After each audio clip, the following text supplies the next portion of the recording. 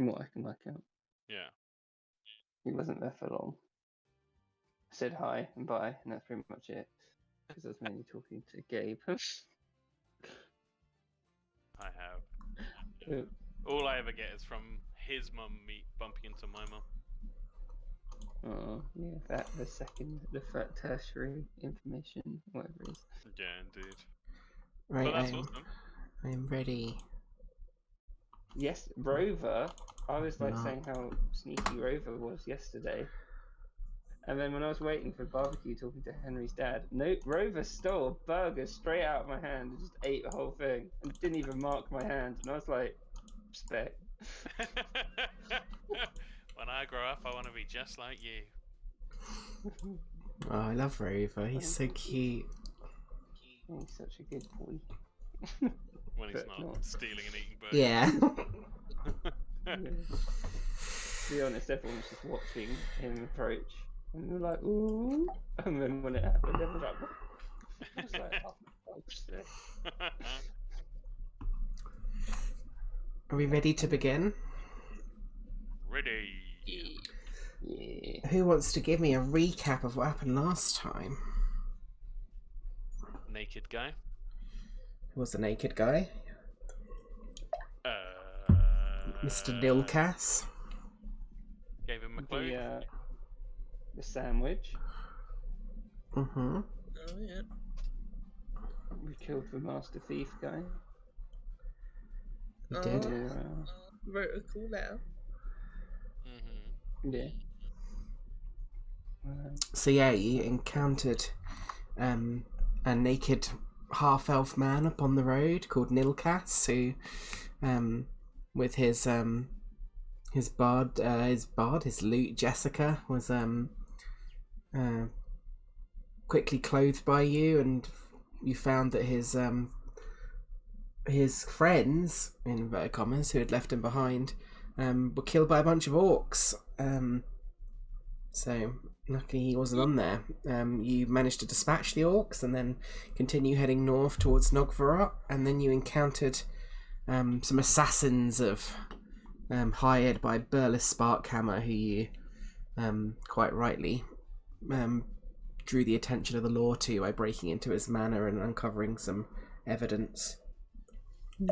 And then finally, as you got closer and closer, you eventually found yourselves beginning to arrive in late evening at the Glory Run Roadhouse.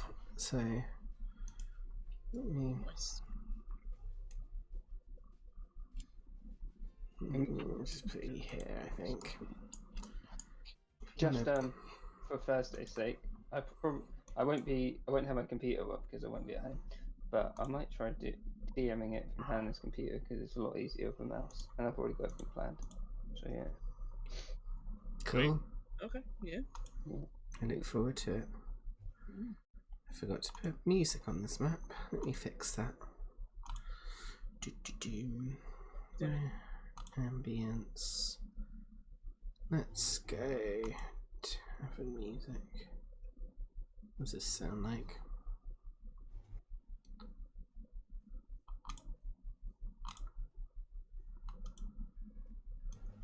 Can't see anything. So if you want to place your token down here. Black. Oh, it's all black. Let me see if I can fix that. It's just my vision. Not 5 feet. Oh yeah, it's not that dark. I'll just put daylight mode on because it's not that significant. I'll just turn the brightness down.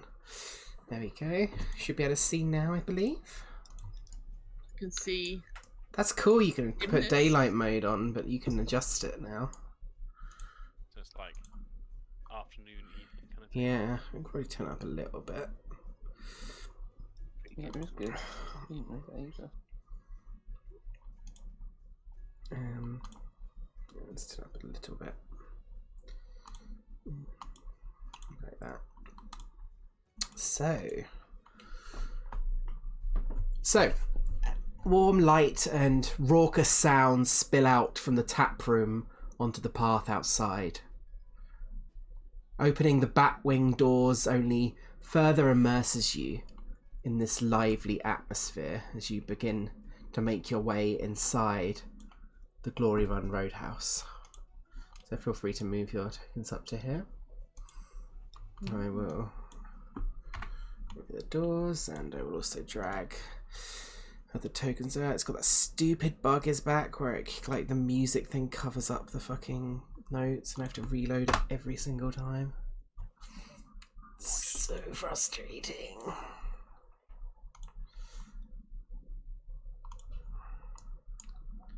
Roll 20 being buggy, who would have thought it?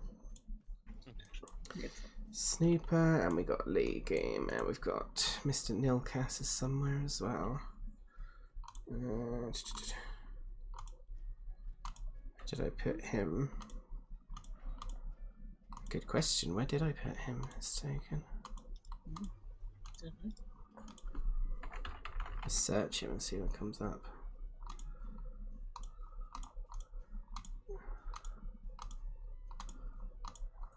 Oh, here we go. Found him. Put his little name on.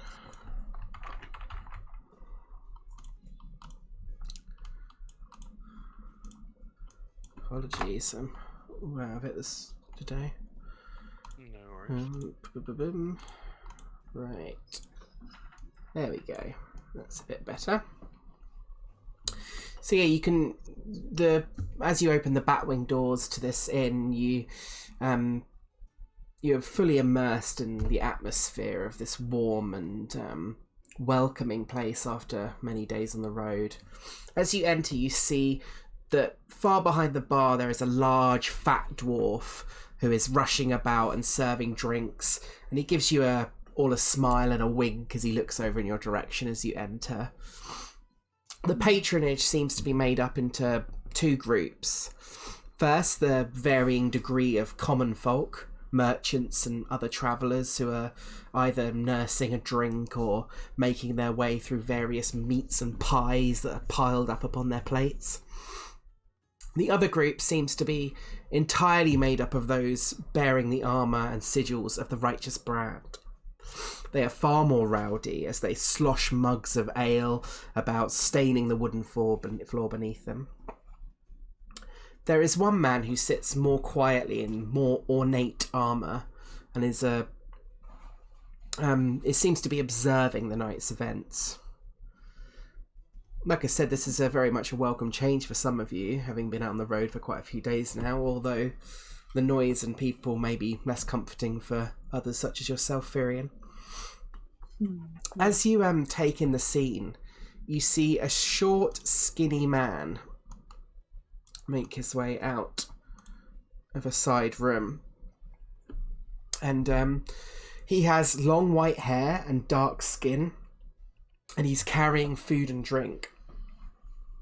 I think each of you would do a double take as you realise that this man is a drow, a strange sight in these parts of Wildemount. As he makes his way across the tap room, you see one of the Righteous Brand soldiers purposely sticks a leg out at the most inopportune moment, causing him to trip and fall, spilling food and drink all over the floor. The Righteous Brand all erupt in jeers and applause, whilst the drow man looks genuinely quite hurt. A few moments later, though, you see an even stranger sight, as a large creature standing over 7 feet tall makes his way out of the same room. He's nearly 8 feet, including his chef hat, though. He comes rushing out and helps the drow man to his feet and ferries him back towards the kitchen.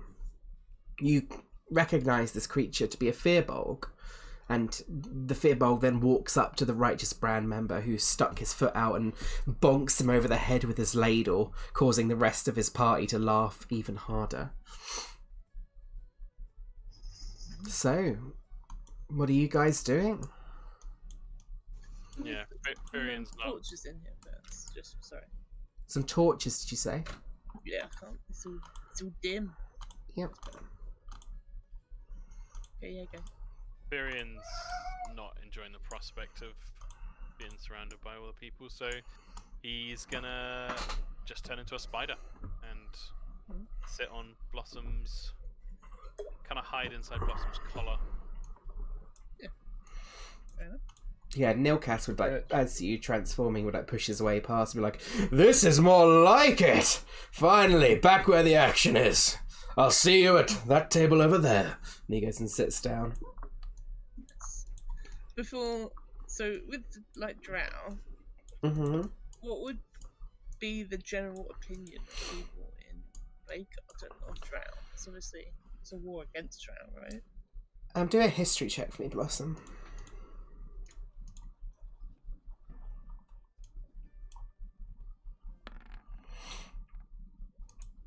Oh, one. Not great for Blossom in particular, but you would know some things still. You'd know that they come from the Far East. I think based on that history check, it's more to see how ingrained the propaganda is in Blossom's head, I think. Especially being from Blade Garden. I think she would think that Drow are like monsters and they steal and eat children in the night. Okay. That's what she would have been told, at least. Yeah. Hmm. It's probably not going to like Drow very much then. But also though. Before we went in, Yeah. Okay. what are we doing with Lugu? It's a very good point. And what are you doing with your big iceberg, your horse as well? Well, Iceberg can't come in. Iceberg, you have to stay out here with the sandwich. Right there. Blossom, can you make a disguise for Lugu? I can definitely try. Yeah, she gets out a little disguise kit. I think she's got one. I can remember. Fits in your inventory then. We definitely disguised him before, I think. I think we did. Yeah, I have got one. So, yeah, let's put on this hat. Maybe this moustache. Make sure you try and cover your teeth a little bit. Use your lip. Pull it down a bit. Maybe we'll put on this weird. We'll put this bow tie on as well. That'll cover, the fact you've got not much of a neck going on.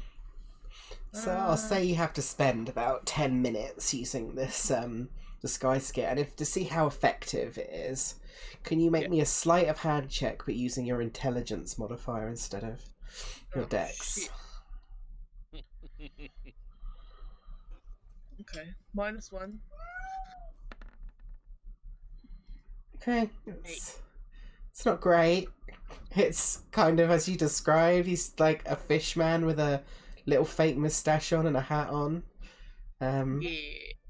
Yeah. Well, I think he looks pretty good, don't you? He's completely legally distinct from another fish man with a hat on. Just want to say. Yes. Will not have my characters being copyright stolen, Hannah. No, it's a bit rude, right?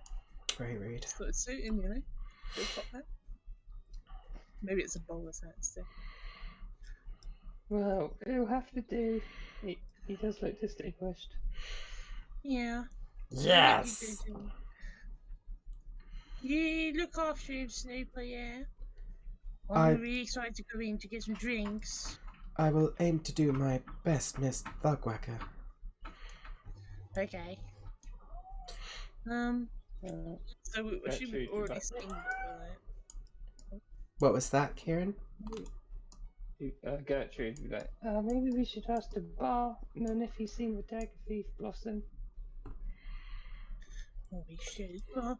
First though, who? There's a drow here. Should look over. I will say, as you enter, your little motley crew definitely gets some head turns and stares, and Lugum and Snooper in particular, some of the Righteous Brand members kind of point and sort of laugh at Lugum a little bit and in their drunken states, whilst the sort of cold metallic sort of hardness of Snooper is definitely more intimidating, as some of them kind of avert their eyes as he kind of like clinks his neck more in their direction. Don't they eat people, Gertrude? They eat the babies and the things with nightmares, and my mum told me to stay away from them at all costs. Why is there? They're just people. Oh, bless them. They might be different to us, but well, they wouldn't let him be here if he was going to eat someone. Well, maybe he does it in secret. You know, he might be a bad.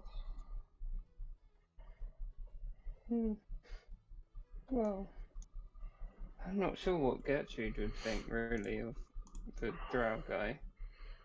You know, when we saw the drow guy... You did see one in the base before, yeah, once. Yeah. I think that's probably the only drow that Gertrude's ever seen in person before.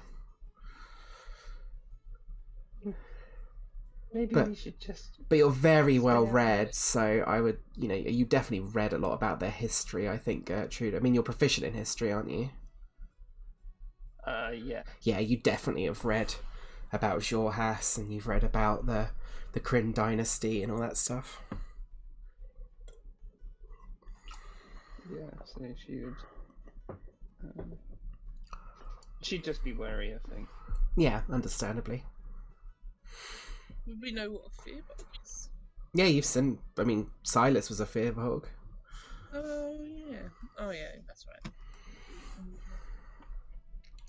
Yeah, Snooper and Lugoon sort of make their way across to join Nilkas at the table. He's kind of waving you all over.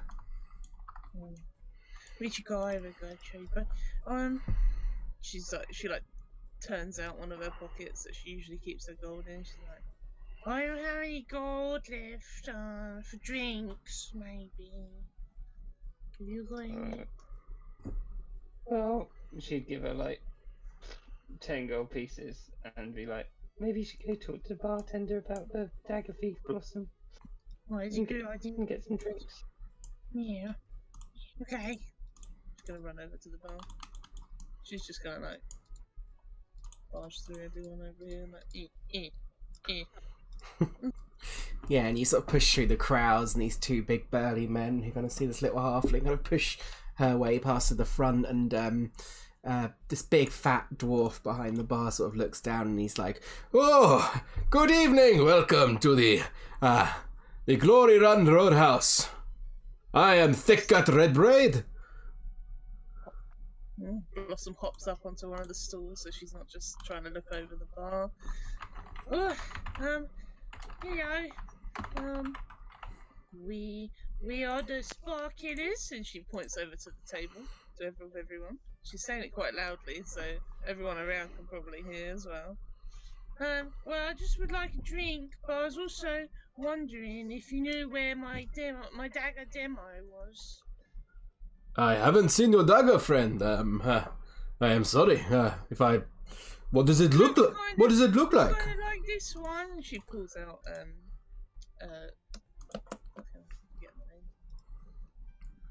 Lish. Lish. Pulls out Lish. Similar to this one, but you know, sort of like matching. I see. It is a very nice dagger, if you don't mind me saying myself, but can't say I've seen a dagger like that myself, I'm afraid. Oh no, it's beautiful, right? That's why I need to find the twin dagger demo, otherwise it's gonna be really sad. Well, if you haven't seen him, you know, keep an eye out, because it's very important. Will you all be staying for this evening? Getting a room? Yeah, probably. It's kind of dark outside. Yeah, no, I haven't seen any daggers yet, so... Well, our room is currently a gold piece to stay. Just the one room. We have a few available at the moment. How big are they? They are of a reasonable size. It's a bunkhouse, so you'll be sharing with many of our other patrons.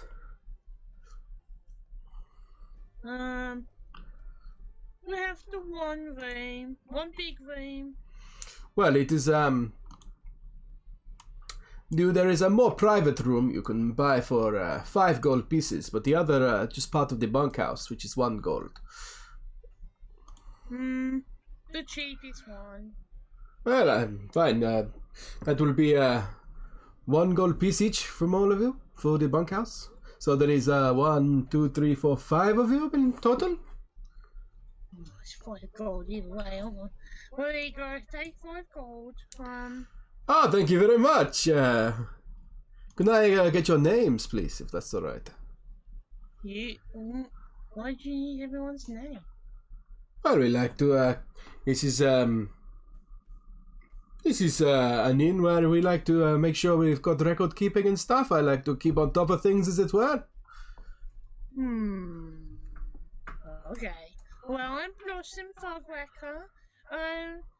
That is Snooper. I can't remember his last name. Do you have a last name, Scooper? I do not, Miss Thugwacker. Okay. What about you, Slugeen?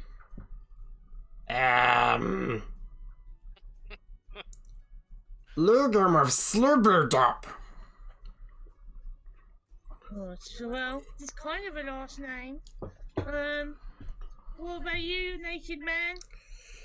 I am, of course, the one, the only. It's like, I know him, don't worry. Oh, well, he's Naked Man on the road, that guy. And that's Gertrude, Von Tillage. Gertrude von Jam Tillage? Or just Von Tillage, I assume. Yeah, well, she makes really good jam, so sometimes confusing. Ah, very nice. We have a great chef here. He makes lots of different nice foods. Renowned across the empire. Maybe you have heard of him. Maybe. If they make really good dram noodles, then maybe. Ah, he makes a fine dram noodle, old Pamaris. No idea. No, fair enough. Pamaris Soul, you not heard of him? No. Fair enough. Well, maybe I'll meet him though if he's make me some dram noodles. Yes, he makes a fine dram noodle. But I have to say, the pride and joy of the Roadhouse is my very own creation. The one and only cider across. I did come up with... Cider. What was the name I came up with it? Thick gut cider. If it do... Thick gut. Yeah, you... he's already told you, so it doesn't matter too much. Yeah. You may... Do a history check, like, anyone who can hear. Just to see if you've, like, heard of this particular... 11. You wouldn't have, Blossom. History, yeah? Yeah, history. Oh, and this is Fred. He points to the spider. In her collar. No, you wouldn't have fear either. Gertrude, if you're listening from across the room, you would be familiar with Thick Gut Cider, which is the only place in the whole of the Empire that sells cider, and is sometimes imported out of here to different cities across it. It's considered quite a delicacy. Gertrude would see that the dagger question did not go down well as well, so she'd get up and come across and sit on the bar and be like, "You probably want to try the cider, Blossom. You can't really get it anywhere else." Ah, see, your friend has got a good mind on her. Oh, really? You can't try it anywhere else? You haven't seen a man in here, have you? He might have been limping from a injury to his thigh. I think that's where the dagger hit him, right? Yeah, it was, yeah. You did a check for him. Can he describe what he was wearing? Yeah, of course, yeah. Definitely. Quickly get his character sheet up.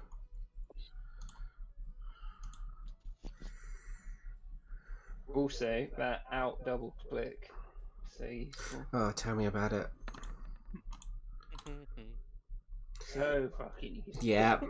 He shakes his head and he's like, I'm sorry, I have not seen anyone of matching that description. But that does not mean he did not come in. I do take everyone's name, though. and he kind of looks through the list. He says, There was a man. Would A you few. tell him a period that it could be in between, which I guess is like, what, the past 3 days? Yeah, Because you'd have to get there. yeah, probably about that. He looks at the book and he's like, Oh, there was. We don't get as many visitors heading. Where was he? You said he was heading north, did you say? Yeah, running away with my dagger. There was one man who stopped through, but yes, he didn't get his name, I'm afraid. He did not stay the night. I only take those who get a room, you see. When was he here? Yeah, I don't recall seeing any injury myself, but there was one man who popped through who I believe came through from the south, but he sort of kept to himself, to be honest. I think I tend to be quite chatty with my customers. I like to get to know them a little bit, but he was quite quiet, and he said he was heading north to Novgorod, I believe. How long ago was this? This was yesterday evening, I believe. Oh, he's got a head start. Sorry, we are so busy at the moment, as you can see. The righteous brand running through to the reinforcements to retake the Ashgard. and he kind of raises a big glass, and then you see the rest of the righteous brand like, hey, kind of thing. Like, retake the Ashgard! Sort of starts like chanting a song, some of them. And protect Blade Garden. Some of them actually like do a round of applause to that, and like sort of one of the guys next to you like, sort of leans down, Blossom, a sort of quite a big sort of burly like muscular woman. She's like, yeah, I can't, the Blade Garden will never fall. Never. And she's like, I'll buy you a drink, a cider for the Lord, for the Patriot. Like, well, I suppose I can. She hands over, like, you see she hands over 5 silver pieces, and he just sort of pushes a big mug of this like wooden, like a big like stein that's like really quite fancy. The cup is like almost padded with like these wooden bits on the outside of what like is a normal glass to really make it look like a sort of flagon sort of thing. And it's like bubbling, like foamy cider on top. Yeah, it's really weird. I'm gonna drink it. Oh, it's so tasty, Blossom. Oh my god, this is amazing. Why do you not sell this Right. everywhere? Well, I tried to import it out, but it's a special recipe. Oh god, we're gonna have to come here all the time, Gertrude. Yeah. Can we have a round of 6 drinks and then how many rooms? Like 3? We can share, can't we? No, I already Well, did actually, green. We got the one big Okay. green. Yeah, you'll be sleeping in the bunkhouse. Everyone shares here except for the private room. Oh, that's fine. I guess we'll have a round of 6 of the cider and. Of course, at Dinner. 3 go with dinner as well. That'll be 6 gold pieces in total. Yeah, Gertrude got to dump it out. I'll get Rathus to bring the food out for you. Can I go see your kitchen? I want to ask for drought noodle. I don't see why not. Yes, just knock on the door before you enter. Where's the door? Might be That's outside. just over here. Yeah. Yeah. Yeah. Knock. Gertrude's gonna go Blossom. She wants to see the kitchen as well. So you open the door and you knock on the door, and instantly you're greeted by the drow man standing behind it, who's carrying another tray, and he sort of looks down, sort of a little bit embarrassed, and sort of says, "Oh, sorry. Can I get through?" She like squints her eyes and sort of steps to the side slowly. You, as long as you don't, eat anyone tonight, you can go past. Yeah, he kind of looks a bit embarrassed and moves off and sort of makes his way like the long way around the room this time, avoiding the Righteous Brand members, and places some food on the table over to these dwarfs. As you do, like this big Fearbog is like stirring this huge ladle in this big cooking pot, and the instant as you open the door, to be honest, the heat wave is just like it's really hot, and you just hear like boiling water, scraping and chopping as you sort of moving bits into this big pot, but the delicious scents just completely tantalise your olfactory senses. Oh my god, it smells amazing. Here you go. Hello. Oh, hello. Oh, hello. How's it going? I've heard that you make really good dramp noodle. I've been told that I do. I was wondering if you could make me some, because I would really like dramp noodle. Oh, yeah, well, sure. You place an order behind the bar and I'll bring it right up for you. Well, I thought I'd ask in person, so that maybe I could sit here on this box and watch you make it. Ah, I love the culinary arts. Are you? Kind of just want to make sure I get a really big portion. Oh, that's fair enough. Yeah, go on, Gertrude. Can Gertrude do a sweep of the room to like work out how professional this kitchen is? Yeah, do an investigation check for me. Or perception, if you prefer.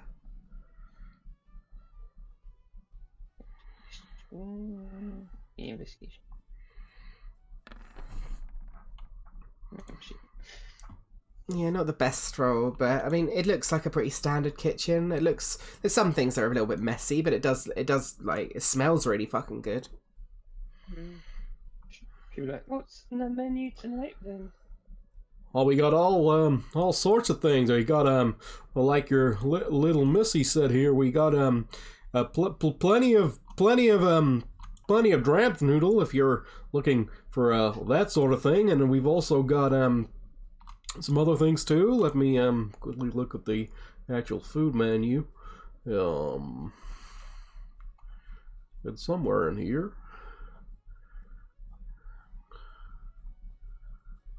We've got I'm cooking up a delicious paella with white beans, rice, and some a little bit of seafood brought over from the Menagerie Coast. I can assure you myself, that it is very fresh.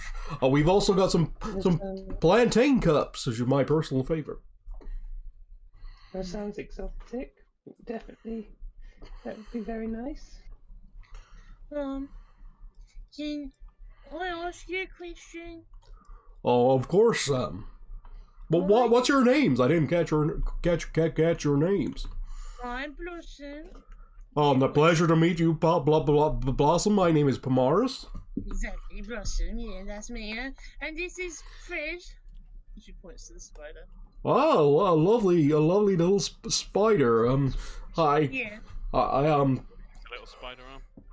Oh, well, I certainly won't show this one the ruse cowl. I don't know what that is. You can do a history check if you want. Yeah, Gertrude. I'm Gertrude from the tillage. For some reason, that sounds like from the ghetto. You've not heard of it, Blossom? Yeah, from the tillage. Yeah. Ruse cowl is a dish from over the mountains in eastern Wenandir, near your house and all that. Actually, Wraithus gave me the old recipe. It's a dish made from I got the sauteed rice noodles, some hardy mushrooms, and don't tell your little friend. And She kind of like puts his mouth over his hand over his mouth, just and giant spider legs. Oh, well. That's pretty gross, to be honest. Spiders are not for eating. Spiders are for, hanging out and friendship. Oh, that's fair. Well, I'll scratch that one off the menu for tonight for you then. Oh, yeah, and forever and for everyone, you know, because that's me. You don't eat spiders. Oh, I've also got some spanferkel. Bit of suckling pig. Maybe. Mostly just want dram noodle, to be honest. Well, I got plenty of dram noodle I can cook up for you. And Do you prefer with the potatoes or rice? I know some people like rice these days with them. Potatoes, of course. Life. Oh, both. Fair enough. Fair enough. Yeah. No, just do potatoes. Yeah, and dram noodle for you, little miss. Yeah. Oh, yes. Yes, please. Of course. Well, if you've got any other orders, you just tell old thick gut behind the bar there, and I'm sure that yeah, we'll come to a nice arrangement. It's going to turn back into Firian. Oh goodness! You're back. Oh, another friend. Sorry to disturb you, sir. That's just like my brother does that. Pumat. He likes to go in and out just like that, using all his magic. It's very tempting. Shit. Is the menu? Is there a menu? If you go into the Heroic Chronicle and go into backstory and go down to the bottom, I will tell you which ones he's got. He has got paella, he's got plantain cups, he has got everything on the Western Wenandir one except for Trost, and he's also got on the Eastern Wenandir table he's also got Ruzcow. That's all he's got. Has he got anything from the Greying Wildlands? Let me see. He would have anything. He could probably cook up some charred venison and roast potatoes, but it would probably be like a Western Wenandir version of that particular meal.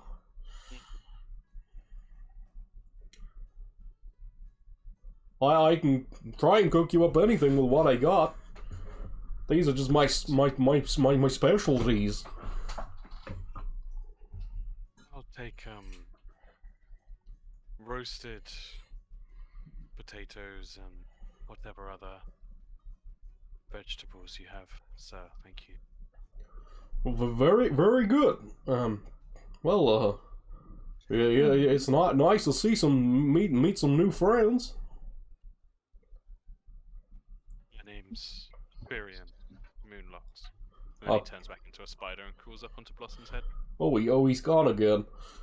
Yeah. He likes to be a spider and it's cute.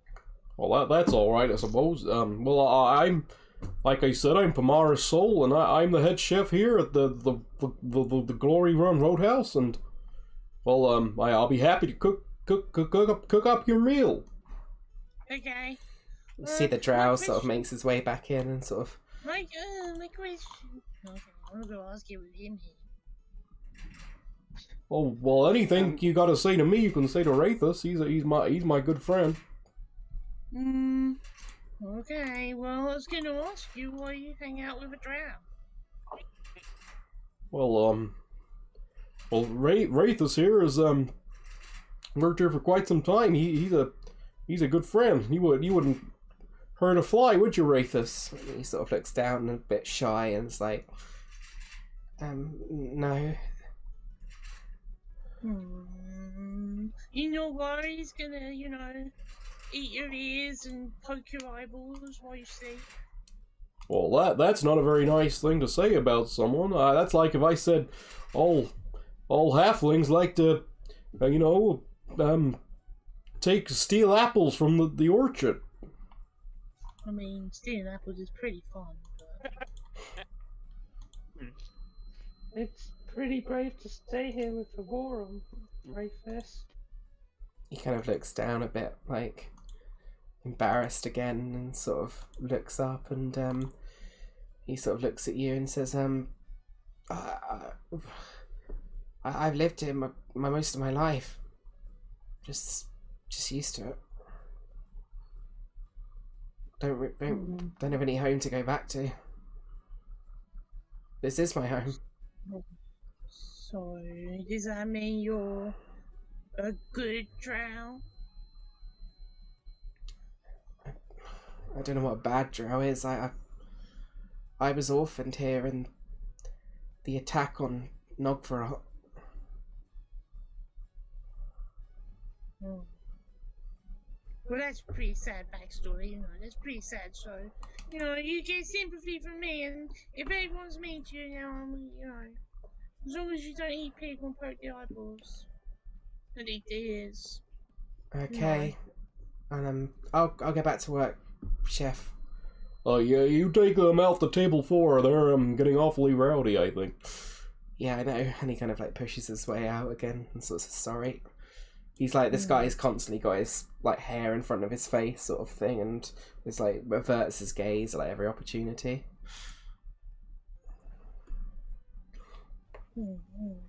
Like I said, you can't judge a book by its cover.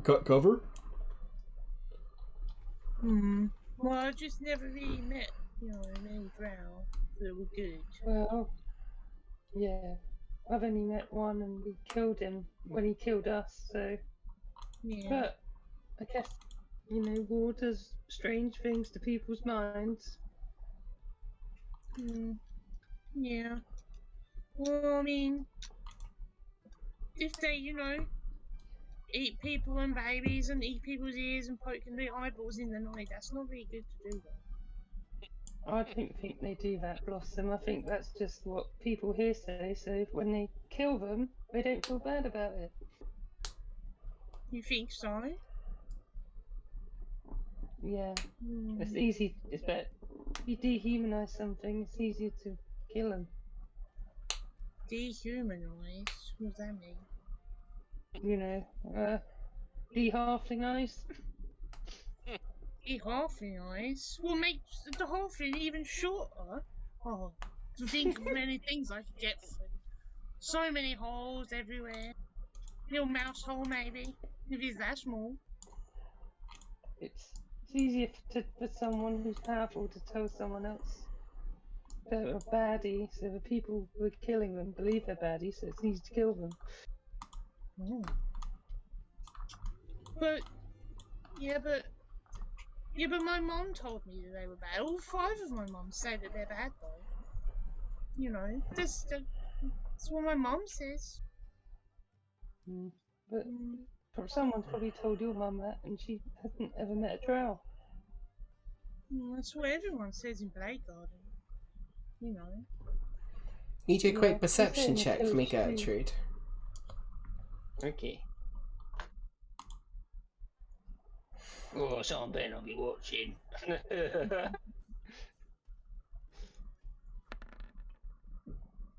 Okay, no, it's fine. Well, if not all of them are bad, then maybe I need to tell my moms, you know, because they think they're all bad. Well, it's complicated, Blossom, because they are attacking Bladegarden or not. It's difficult. Yeah, they are. Now, why don't we just go enjoy a tramp noodle? Okay. Well, nice to meet you, Soul. Well, an absolute pleasure. I look forward to drafting. Make sure you give me the biggest portion ever. I'll give you just a little bit extra for your little Miss Self. Lot extra? A lot extra. Yeah. Extra custard. Yeah, absolutely. She seems like she's forgotten the drow already. She just goes back out. As you head back out, you look over to the front of the tavern, Blossom, and like all the attention of all the like customers have turned to the front, where Snooper is kind of like watching over Lugum, looking slightly panicked, and Nilkas is kind of like jumping and dancing around as Lugum is engaged in wrestling with a righteous brand member who's like, they're like in hand, like trying to like, and he's just like, blip, don't bump. He's like, you're going down, fishy boy. Yeah, Blossom's excitedly walking down there, running down there. It's like, go on, Lugan, get him! Can someone roll a strength check for Lugu for me, please? Yeah. Go, Lugu. Does it look aggressive or playful? It looks more playful. Just Okay. Straight strength. Yeah, straight strength. Oh, let's go. Oh. Go against. Oh, that's good. As Lugu kind of slippery sense, it kind of like, and the guy kind of slips slightly and he pulls him to the floor. Ooh. Get him, Lugan! And like a load of the righteous brand members start laughing and stuff, and Lugan like jumps off on the table and just is like, "Problem doing poop!" And they're like, "Yeah!" And the guard kind of walks off looking really ashamed. Gertrude does a little pump of her staff. Oh, yeah. Blossom. That's just to be the generic battle cry for everyone now.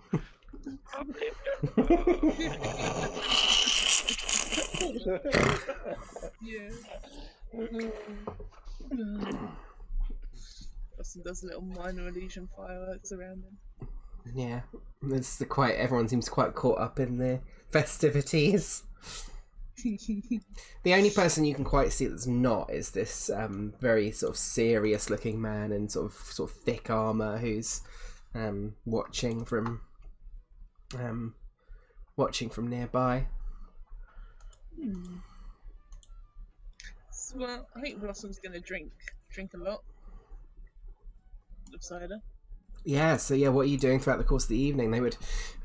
Pamaris Sol would bring you out or Braithus would bring out your dramp noodle and your various other foods you ordered, and each of you get a delicious cider and... Yeah, scoffs down the food, drinks loads of ciders. Like halfway through, she'll be like, to this guy here, just randomly. So, Yeah. how much you want to bet I can get this guy to dance? I'll bet you 100 gold pieces. Oh my god, I don't know if I got 100 gold. You know, some gold. Gertrude would look over at Blossom if she could hear this and be like, "Why didn't you bet him to wrestle Lugum instead? That could Wait. be entertaining." I think that would be entertaining. Well, you're going to wrestle Lugo, and I'm going to try and get this guy to dance. Yeah, so you head over to this very dour, serious-looking man who's kind of like just watching over the rest of the chat room quite seriously. Hey, Are you talking to me? she sort of sloshes forward a little bit and then back up again. She's like, well, I just saw you sitting there really, really glum. So I thought maybe you want to dance with me. I'm alright, thanks. Enjoy your evening. Well, it'll be really fun. She like pokes him in the leg. Roll a persuasion check with disadvantage.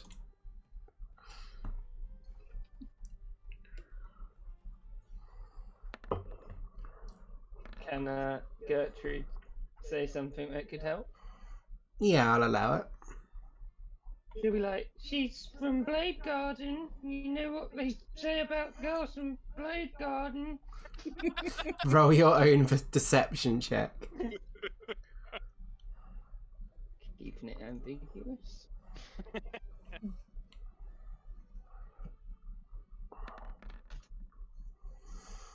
Oh, poop.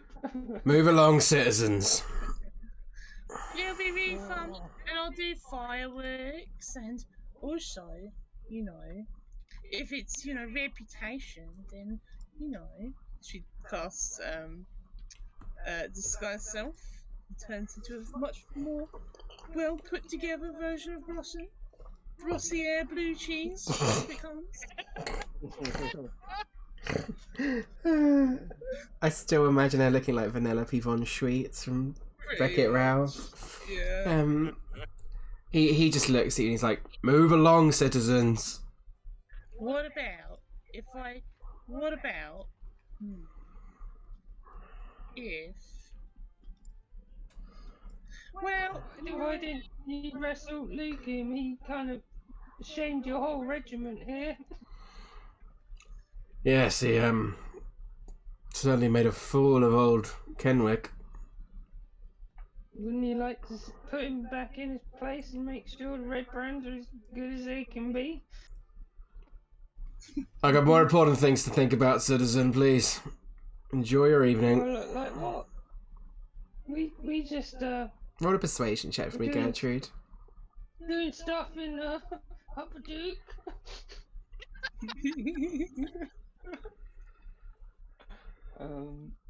Persuasion. Oh, Oh. fuck. He just looks to you like, Please leave me be. I am busy. You know, when I was back in Blade Garden, all of the, top guys would always do a little dance with the regiment so that, they fit in, and teamwork is the best way to make the team work, is to fit in and have fun with everyone else. Well, I'm not from Blade Garden. Well, you don't need to be from Blade Garden, but you just need to be a big boring boss, otherwise... otherwise you could just be boring forever and no one will take you seriously and everyone will be mean to you. I guess I'll be boring forever. Yeah, but then you might just die, because if you're boring, then people will just be like, oh, that guy, he was boring when he was leaving my life. And then you just die, because no one wants to do a medicine check on you, right?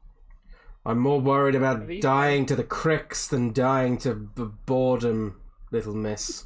Please move along. Are these guys the ones heading south, or are they more like guards?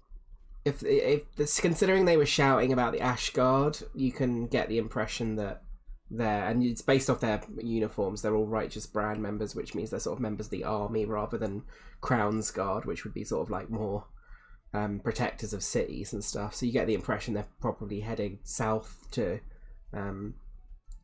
act as reinforcements in the war. Gertrude would be like, do you want to have some fun before you go south and potentially die?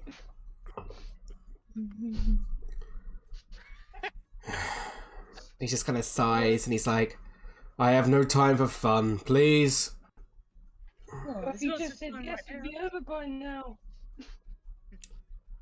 If I have a cider, will you two please leave me alone?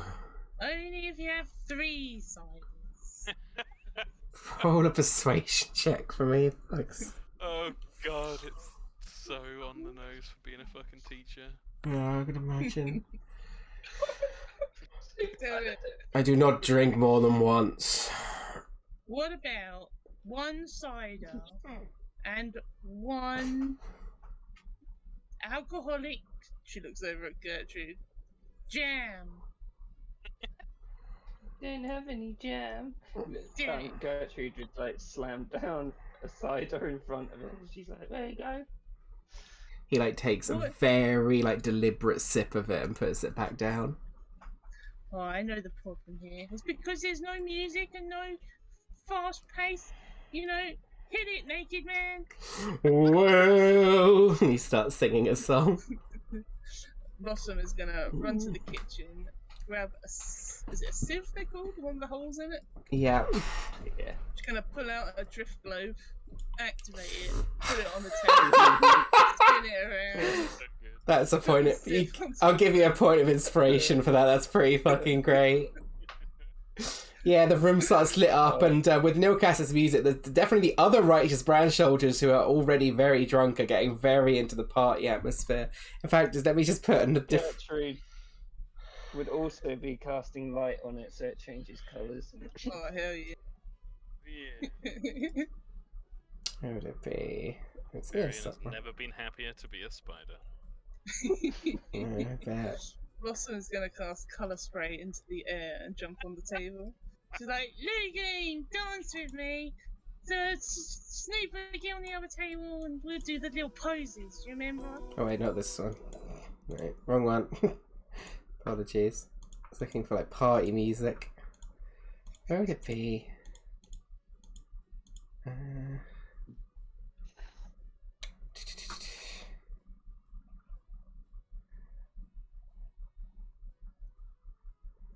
I know which one we can use. Let's do. Go on.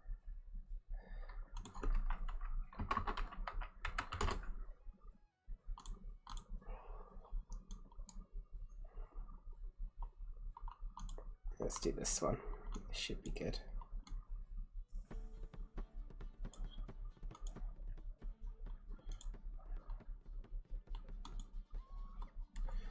Yeah, as people, you see Nilgas playing on the thing, and the atmosphere definitely picks up within the tavern as people start dancing, and the lights from the drift globe and the sieve create like this disco ball above, and meanwhile this man just sits there looking completely fucking miserable. Blossom is gonna, after a little while of dancing on the table with Lugan and Snoop, she's gonna jump down, be like, "Have I now? No. 2 minutes." No. She's gonna grab his hand. He kind Try of and put him up he pulls it away quite aggressively. Okay. Well, what about you? Right just now? Yeah, let's dance, baby. And he starts like getting all excited and into it. Yeah. Blossom's literally just going around the room dancing with everyone. Yeah, like Tyrion's gonna turn back into himself. mm-hmm. Go and sit with this guy. He doesn't even say anything. Yep. Tyrion just enjoys the silence with him. Is there anything else anyone's doing whilst this is happening? Gonna look over to see where the drow is. What's the drow doing? Sorry, what was that? My headphones cut out. What's the drow doing? He would just still be like serving drinks and stuff, like back and forth from the kitchen. Okay. Drunken Blossom is gonna go over to him.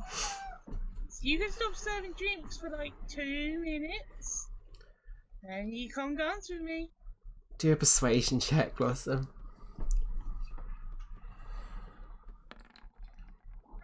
He kind of like looks so fucking embarrassed, but he's like, sure. Come on in. He kind of just does that. God, only Kieran will get this reference, but you know when in Mass Effect where he does the Commander Shepard dance. Yeah. Yeah. Yeah, he's just doing that. Yeah. Trying to get him a bit loose. She's dancing with him. Yeah, Lugum is. Gertrude would see this, and she'd run into the kitchen and be like, "You come down." Well, I'm quite busy, but sure, why not? I can take him quick break. Yeah. Yeah.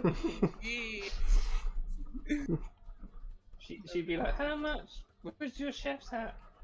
Well, I made it. I made it myself. So it's quite priceless. Does that mean you wouldn't sell it? Well, every man has his price, I suppose. How much did you want for it? 150 gold. I'm gonna do a wisdom check because she's pretty drunk.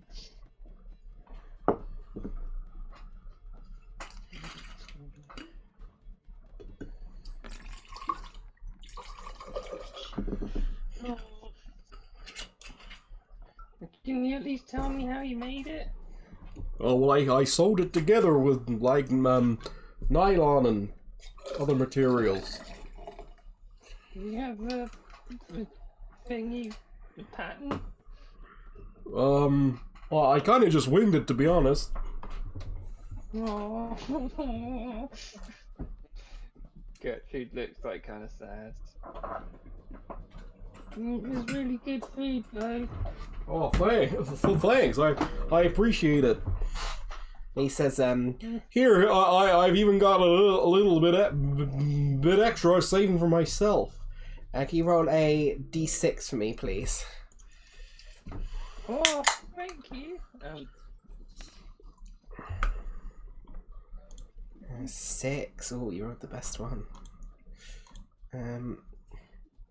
Oh, So he reaches into his pot with this big ladle, and for the next minute, you can take the dash action as a bonus action on each of your turns, so you can just run around the place as fast as you can. let me just say that's her dancing like double as vigorously. Yeah, Proud. definitely. She's like, oh, that's delicious. So good with the thick up cider. And then she sort of like, after she's eaten it, she's like, oh. And just kind of like curls up in the chair like a cat.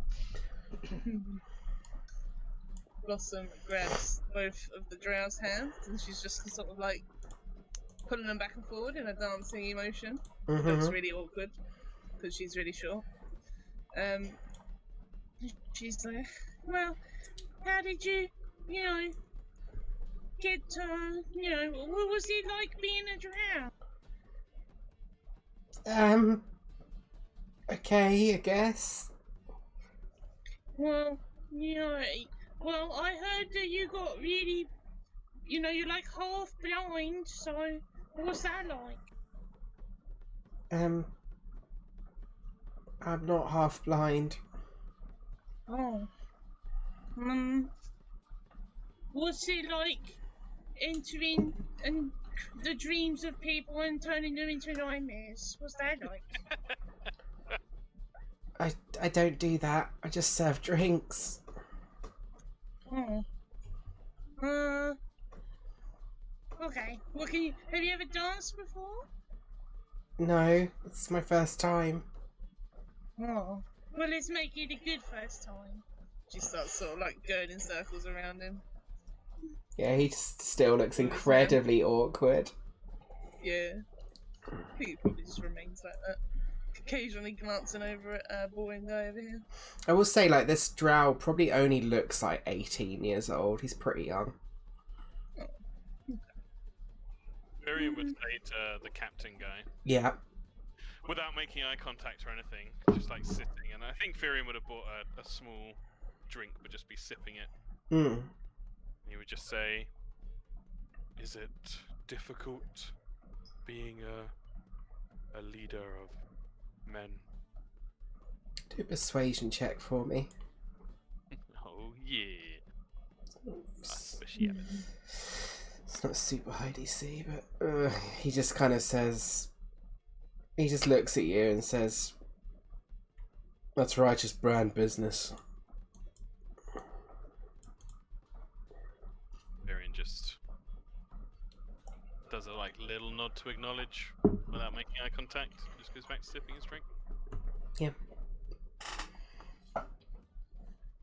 So the we'll go on. Yeah, that's fine. She's like, "Are you an old drow?" No.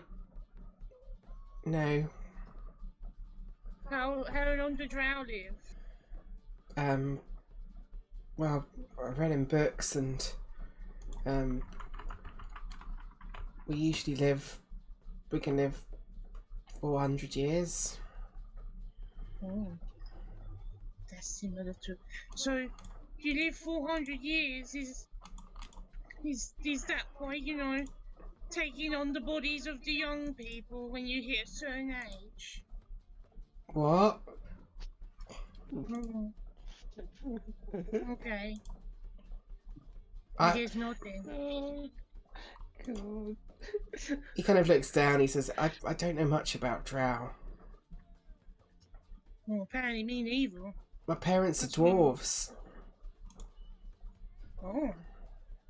The parents are dwarves? Are they adopted? Yeah. Oh, adopted parents. I know. Yeah, most of my parents were adopted too. Yeah. Well, I am. But they're still pretty great. Yeah. Yeah. He just looks really awkward and just looking around. Yeah, Blossom just makes mindless conversation with him while she's drunk, dancing with him. Yeah, he doesn't talk too much, but he'll answer any questions you have to the best of his ability. She's mostly talking shit. She'll talk about like the base, talk about Bucks Fizz, talk about their adventure with Lee Game. Oh yeah, one time when you put this evil sword, I think Phil said it was an evil sword into the lake. He didn't want me to do it, but the sword wanted me to do it. You know, I don't know why. Yeah, you can see Lugim is like throughout this time is on top of this table, and it's like he is pulled out a knife and is like he cuts open his own hands and is like rubbing the blood on himself, and it's like blame doll boo. Yeah, he's a weird one, but he's cool. And also, me and Snooper, we do really cool poses. Snooper, really? She does one pose. Yeah, if Snooper goes ching, copies you. Start doing Power Ranger poses. Yeah, he copies you in the same fashion, each time mirroring your movements. Now it's a little trio of dancing. You could do it too, Drow. Well, what's your name again? Wraithus. Wraithus, Snooper, and me, and one more cider, please. It's coming up. Big thick gut calls over to you. Nice. Yeah, that's it. Mindless conversation. Okay. Anything else, or would you guys just party on into the end of the night, getting quite drunk? Lots of partying, lots of fireworks. Cast another colour spray in the air. How much would you guys keep drinking?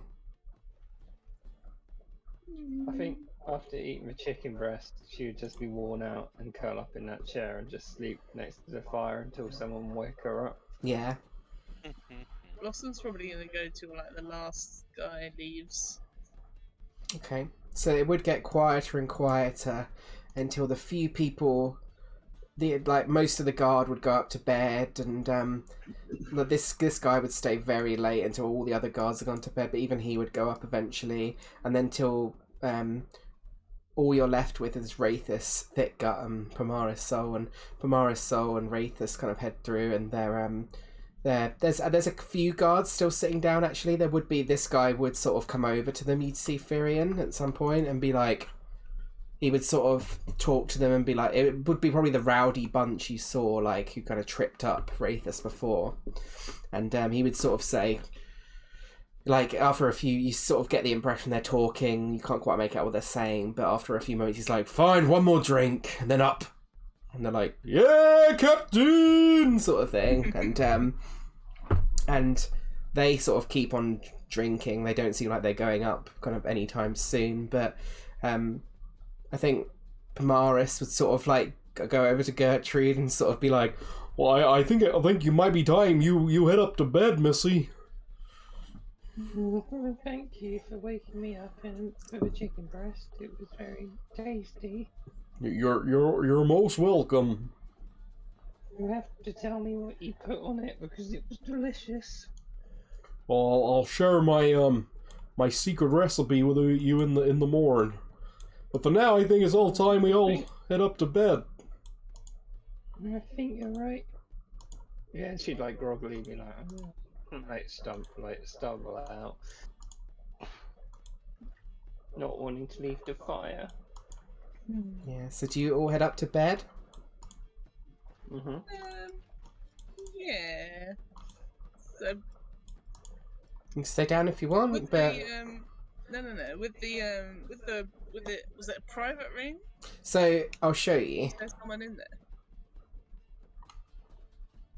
Nobody else came in and ordered the private room, right? So, no, you didn't order the private room. No, but nobody else came in and ordered the private It's true. If you put your tokens up here somewhere.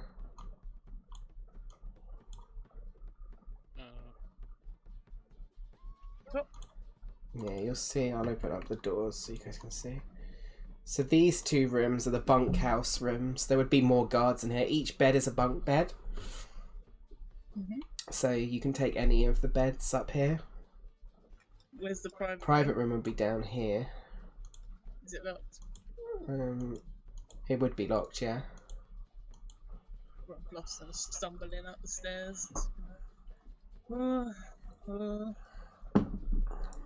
Mary said something about a private room. Do we want to go in there? We can try. She sort of like slumps onto the door and pushes herself back off of it. Do you think it's a good idea, Blossom? Oh, it might be funny in the morning. I'm not so. Gertrude's really tired and she's like, take Lugu. Blossom, I'm gonna go to bed. Okay, I want to go in here. Are you going here? Drunk and singing, and she's going to try and unlock the door.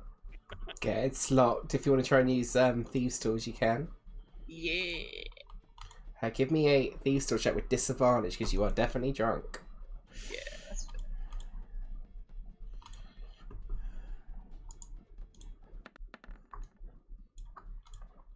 fair. Holy shit. Yeah, it pretty much instantly clicks open. Like a professional. Falls in the door.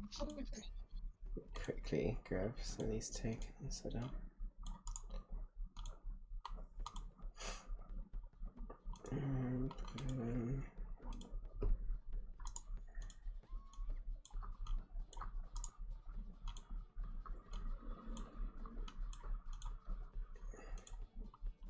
As you see the door swing open and the captain would kind of like stir suddenly and be like, "What is going on?"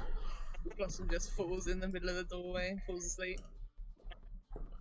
Man, please see this woman finds her way to her room. Won't be necessary. And Firion will bundle Blossom up.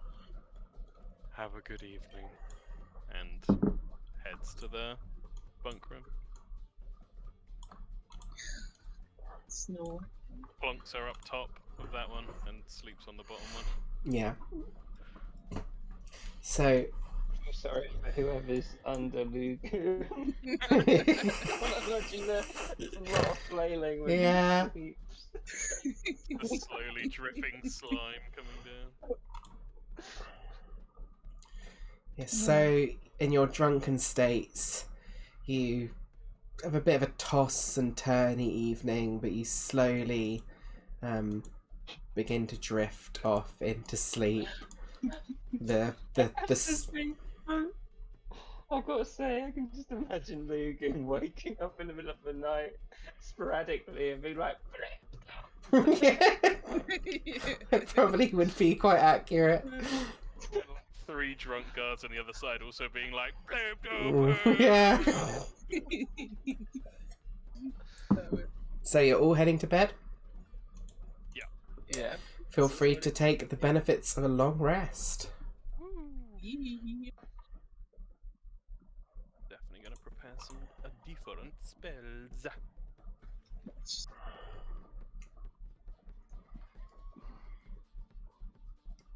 What are we doing about the short resting? How do you mean? Because you showed us that thing a while ago that seemed like a good idea. For 10 minutes. Yeah, I was tempted to try it. I mean, we could try it in this campaign if you wanted to. I haven't really planned around it or anything though, but... Alright, I was just wondering for like future. Would you guys like to try it? Cool. Yeah. Yeah, I mean, Seemed like Robbie a gets good idea. but we've got 2 people that do. Yeah, if you guys want to try it, we can try 10-minute short rests, and you only get 2 a day though, so you have to use them a bit more sparingly potentially. Yeah. Yeah, I think we should try it. Let's try Why it. not? Yeah, I can see how it goes. Yeah. Awesome. So the night drifts on, and then you slowly find yourselves, music now dying down, and then sleep comes, occasionally disturbed by the shouting of Lugoom shouting out Blibdall poop in the middle of the night, but otherwise a deep sleep that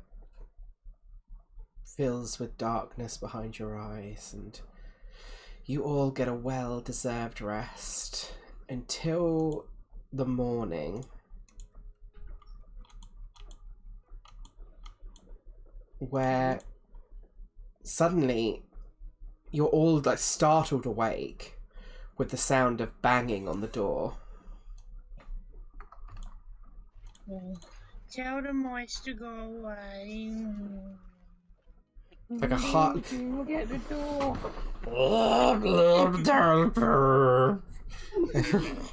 Happily stretches and enjoys the feeling of another day. Walks calmly towards the door. Man, opening up, you see on the other side there is the captain standing there, and he looks at you, Firion, and he says, "A crime has been committed. The entire roadhouse is under lockdown. You are not permitted to leave. You may." I only unlocked the door. It's not that bad. It's very serious. There's been murders. Murders. You may have free roam of the roadhouse itself and just on the outside, but my men will be everywhere and keeping a close eye. So if any of you have got any information, please report to me downstairs. Gertrude's gonna like groggily get up with her hair a mess and just in a nightdress and be like, "I've got this Hopper-Duke sheriff badge. We've done this kind of thing before." Do a persuasion check actually for that with advantage, because it is a legit sheriff's badge. Mm-hmm.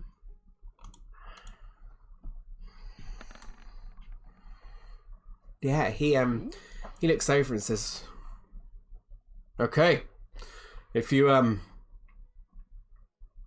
like to help out with the investigation, I won't say no to any information you find." Detective Blossom, questioning people downstairs. I will say any of those with a faint of heart, please remain in your room. I don't have a faint heart. And any of those who disturb the crime scene beyond basic investigation will be swiftly punished. You have been warned. And he makes his way downstairs. Blossom falls out the top bunk onto the floor. Ooh. How are you going? Come on, Snooper. Snooper, yeah, just doesn't drink alcohol, so he gets up and functions perfectly normally. Come on, naked man. Nilkas is passed the fuck out. He ain't getting up. He's not getting up. He doesn't have a badge, Blossom. Oh, yeah. So- Ooh, she pulls out her own badge and like sticks it on him. Now he does. Are you heading downstairs? Yeah, Gertrude is. She's actually quite concerned, but groggy. So as you head downstairs, can you please place your tokens here? I'll put daylight mode on as well because it's daytime now. Wait, I'm gonna put myself in the right you place. put yourself in the stable. Yes, with the horse. I'll grab Snooper and new game as well.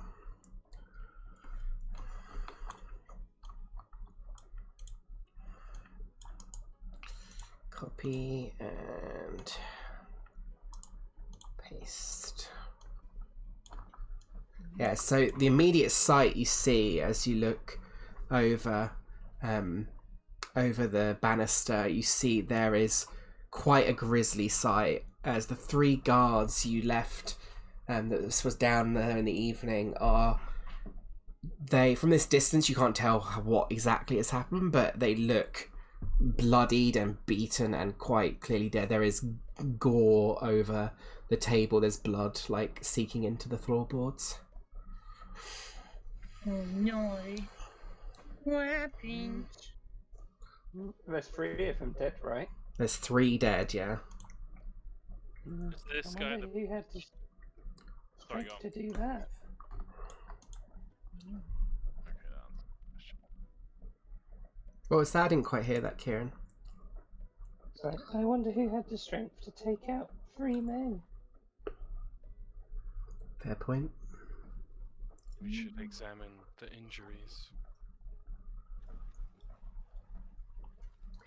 Blossom sort of rubs her eyes and steps slightly closer. You see there's a merchant talking with the captain. He's like, oh, my deliveries are due in 2 days. Like, what? I've got to get on the road. He's like, no one will be leaving. The investigation may take up to a week. In that case, we will be under lockdown until then. And someone else shouts out, but the Hazel Festival! He's like, what I said remains true. Until we find the murderer, or until we can prove our suspect's guilt, we will remain under lockdown. Thank you. I need to find Demo. Demo's very important. I can't stay for a week. He'll be long. Let me say it once more. Until we can prove the guilt of our suspect, then we will remain under lockdown. The current suspect is the drow. The crick. Oh no, if you felt his arms, he wouldn't be able to hit anything. You think an 18-year-old drow could kill 3 soldiers of the righteous brand? You haven't dealt with the cricks firsthand. I know what they are capable of. Well, I have actually. We killed one. Good for you. I've killed 20 myself. And I've lost more men than I can count. Did you fight an automated device by the drow and die yourself and get brought back by Ioun? Looks down at you like, please move along, citizen. If you wish to help with the investigation, then I will be appreciative of any information you can share. If you heard anything, if you saw anything that can prove that this crick is guilty of this. And the quicker we can prove his guilt, the quicker everyone can get on with their business. And someone else shouts out, it's like, just arrest him. He's a crick. He's guilty.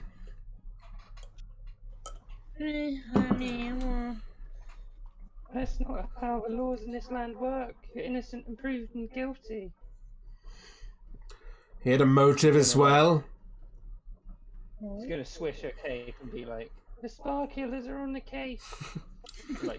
I will say the 3 particular guards that are dead, they are the group that like tripped Wraithus, just so you know. Okay. Yeah. Okay, everyone, show me your hands. Are they all bloody? Are they all red-handed, anyone?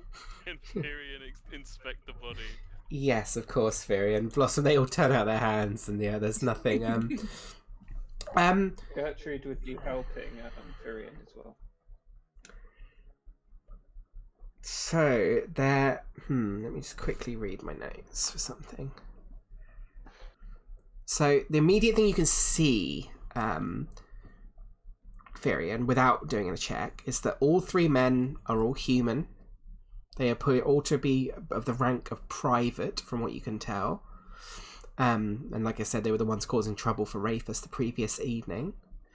You can see the murder weapon is quite clear, as there's a kitchen knife that is stabbed into the eye socket of one of them.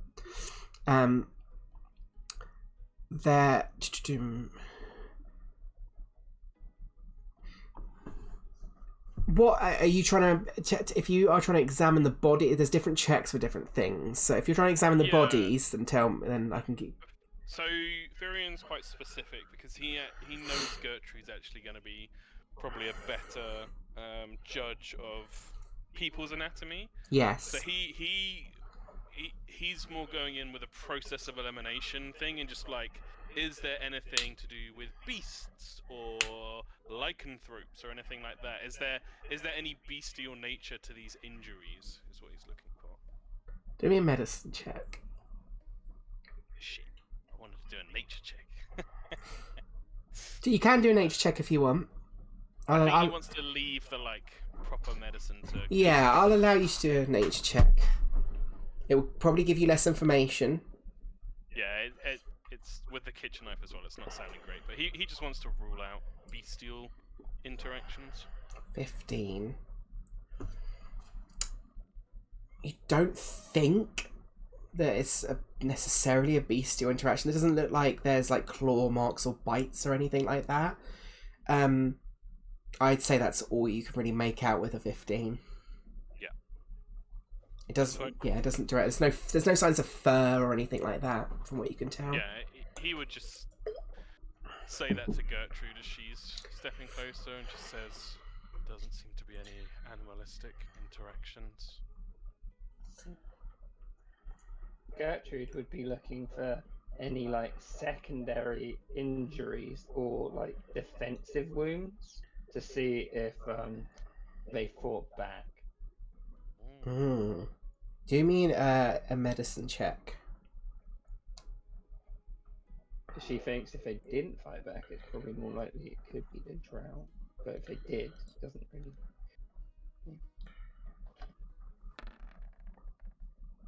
Holy shit! Oh, baby! You get a lot of information for that, Jesus. Jesus So, it looks like there might be some minor injuries from them trying to fight back off something. But whatever you get the impression from the natural 20, whatever they fought off, they didn't get much back in, if that makes sense. However, I would say that with a natural 20, they're so good. The 2 nat 20s as well. I'm going to give you quite a lot of information for this. So they died of. It looks like they have significant amounts of bludgeoning wounds, as if they were hit with a heavy object, especially around their heads. And you also get the impression the stab wounds there's lots of stab wounds upon them, which looks like it comes from this kitchen knife, but it looks as if they were made post-mortem. Okay. And furthermore, the natural 20 from that, you can see that upon their blades, that whilst it doesn't really look like they've got massive secondary injuries themselves, you do see that on their blades, there does seem to be this extremely dark blood-like substance on the edge of one of their blades. From fighting with the other firbolg we came into, do we know what his blood was like? Because he did get hit. Do a nature check for me.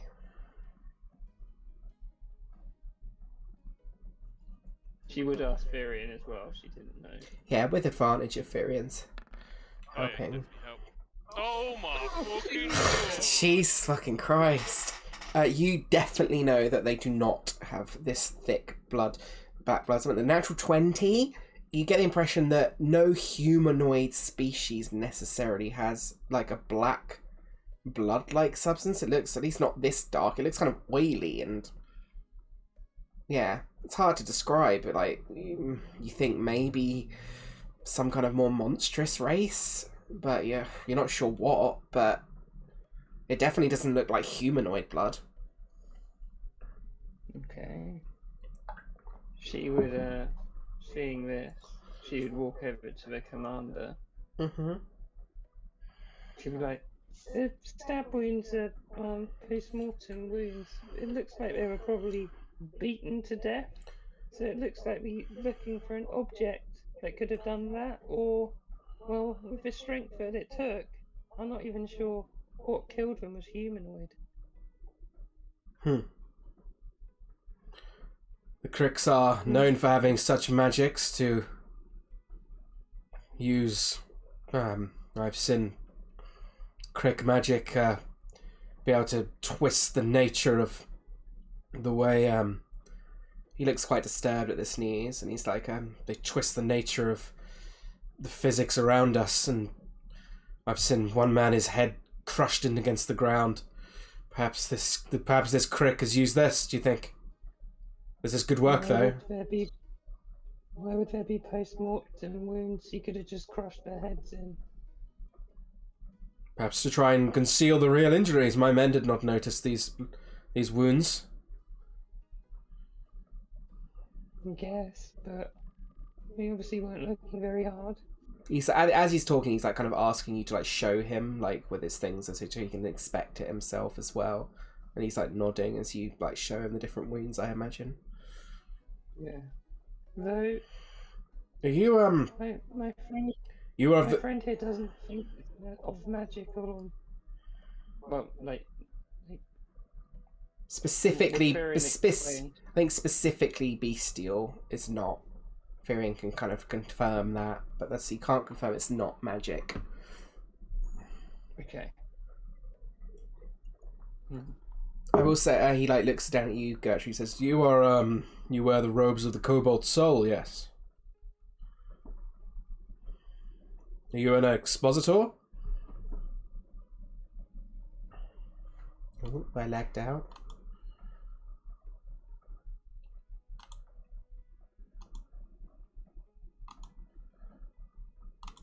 I have lagged out.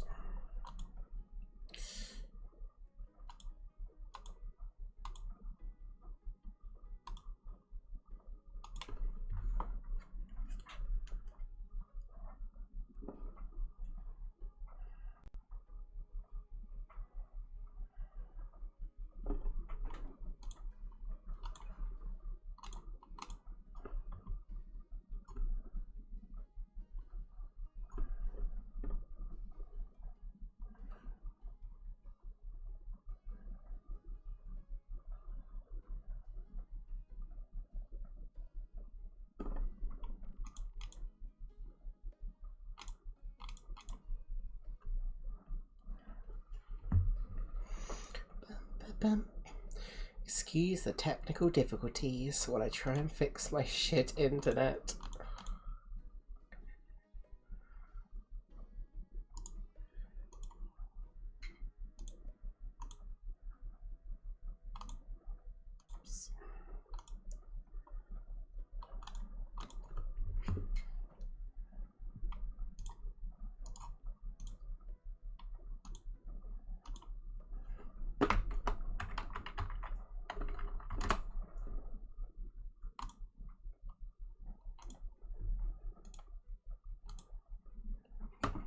So you can go poking around. Oh, sorry, my internet completely cut out then. It's alright. What was the last thing you heard from me? But he, and basically the last thing he said as him. So yeah, he said about you being from the Cobalt Soul, and he asked if you were an expositor. She sort of is, right? She's in training, so she's not properly yet. But she's soon. I'm in training. Your master. What the fuck is his name again? Brady Buck, I think his name is, something like that. Gertrude's allies. Olivan Claybuck, your master at the Cobalt Soul, has sent you a message to. You're pretty much ready to become an expositor. You just need to do the final trials when you reach Rexentrum. She would tell him the kind of specifics. Yeah. It seems a bit more legit. Well, this is good news. I'm glad we've got a expositor in training with us.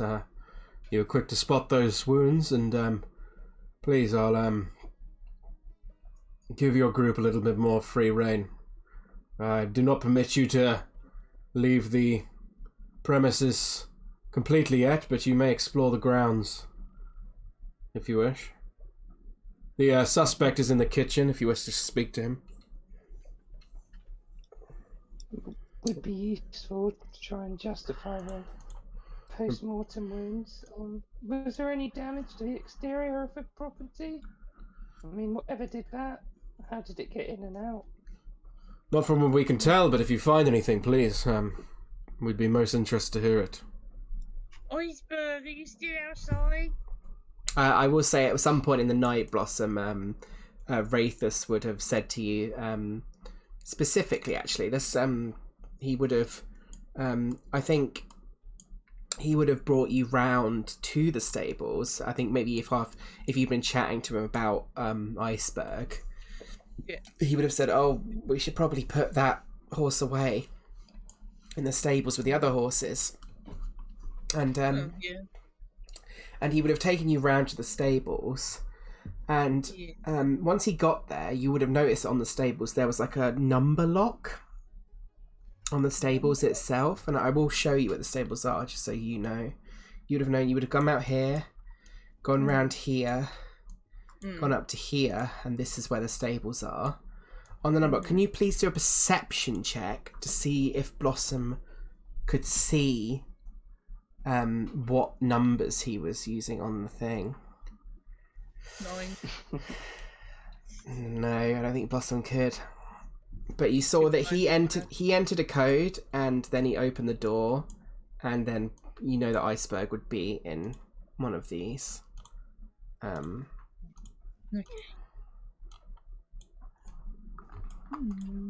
So yeah, Okay. but yeah. Yeah. That's what you remember from last night, as your sort of drunken stupor comes back to you a little bit. Oh yeah, never mind. I'll put him in the stables. It's okay. Gertrude would say to Firion, we should try and ask Blossom if she'll talk to Rafus for us. She seemed to have the best rapport with him. It's a good idea with supervision, of course. Alright, everyone show me your weapons this time. By your leave, I would use the keen smell of a rat or perhaps weasel or wolf to try and see if there's a trail to follow with the darker substance. Yeah, that's a good idea, Firion. If we ask Blossom to ask Rafus, do you think we should? Because I think the post-mortem wounds could be by him. He's the one who has reason to do it, seeing the bodies and stabbing them out of rage after already dead. Or do you think we should not lead her, just let her go in and do her thing? I would let her, as he watches Blossom, stop marching around and demanding weapons from people. I would let her do her thing. Let the strong river break against the bank, as it will. But be ready to prompt as needed. I'll be sniffing around if you need me, and Firion will turn into his wolf form. Okay. There is some startling sort of from the guard, but he looks to Gertrude, and I imagine Gertrude reassures him that it's okay. And he's like, Yeah. Very well. We have a very special, we have a specific way of working. I've heard the Cobalt Soul have expertise in this kind of matters. So They're more of an off-branch thing. The Spar Killers. Ah, I see. Well, hopefully you spark killers can find our evidence to convict our real killer.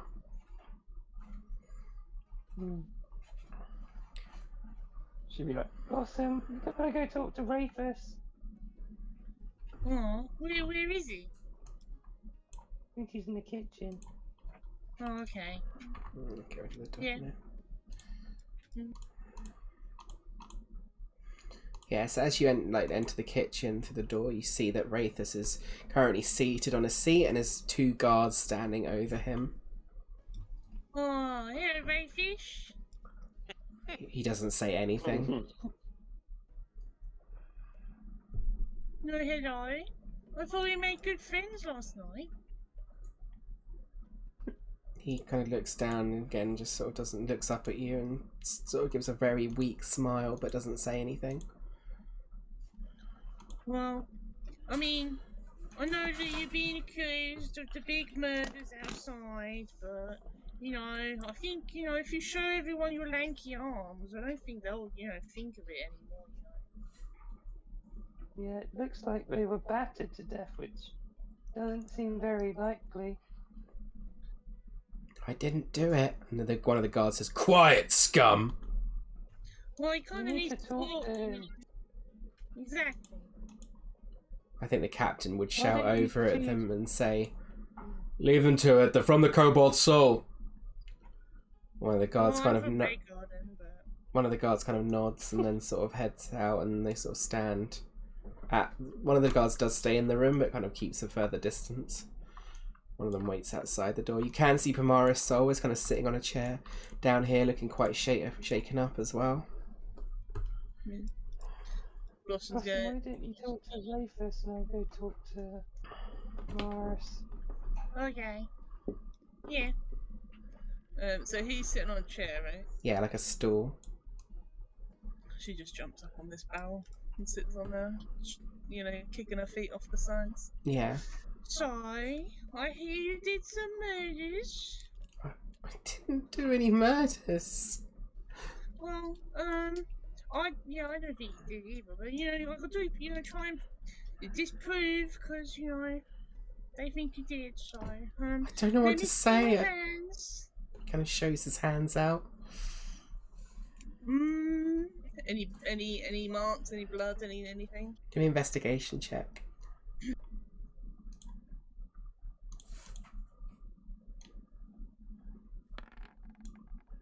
9.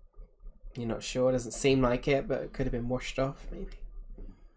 Okay, what about anywhere else? On his hair, clothes? With a 9, Same roll. you're not sure. Yeah, that's fair.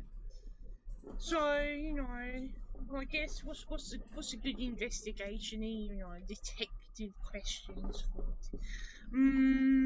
Gertrude would like overhear this and be like, Rafus, we know that those men, they didn't treat you very well last night. And No, they were being mean, weren't they? Most people don't treat me well. I'm used to it. Doesn't mean I'd murder anyone. I've never murdered someone before. we don't think you murdered him. But, like Blossom here, she likes to stab people. Is there any chance that Oh, you I might do. have, It's true. out of anger, like stabbed their corpses? He shakes his head, no. I would never do anything like that. Insight? Go ahead. Gertrude, That's about right.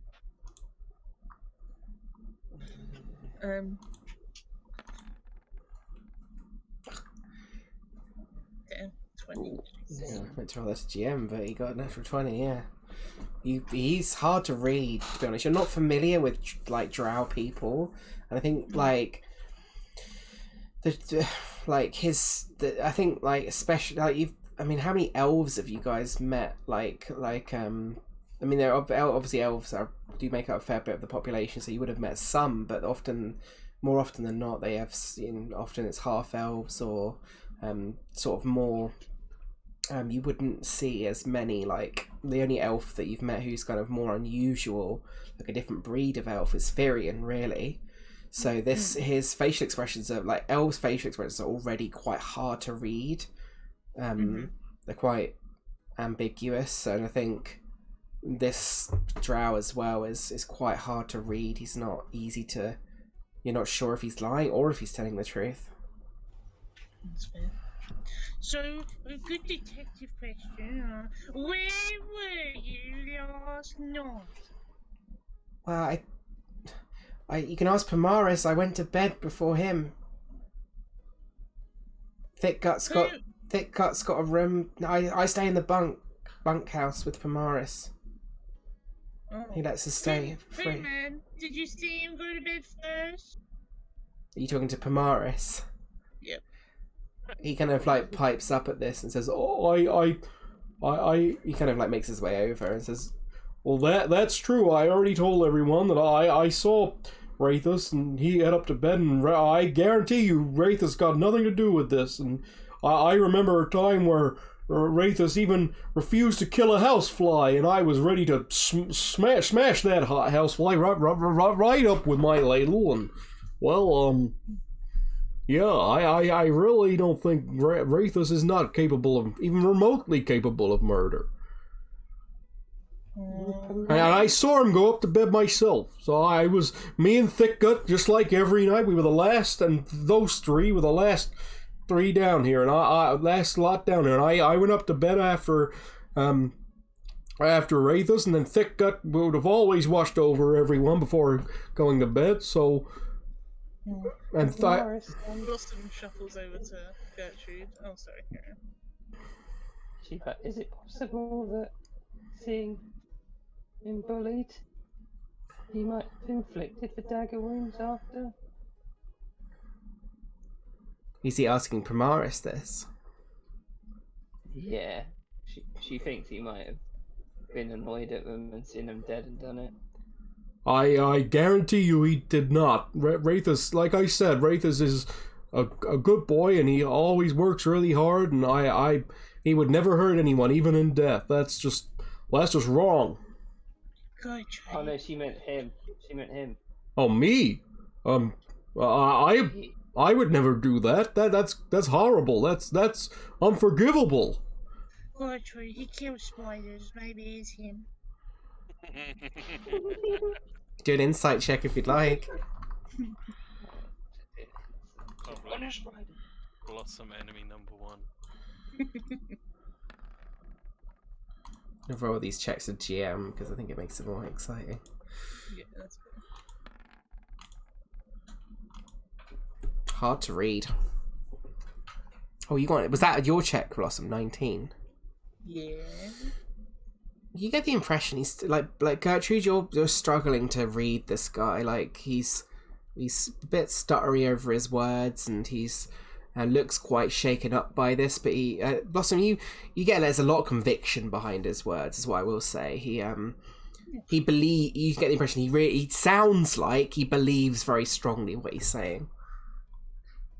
I believe in Gertrude, even though he kills spiders. You shouldn't do, Pooh Man. It's really mean to spiders.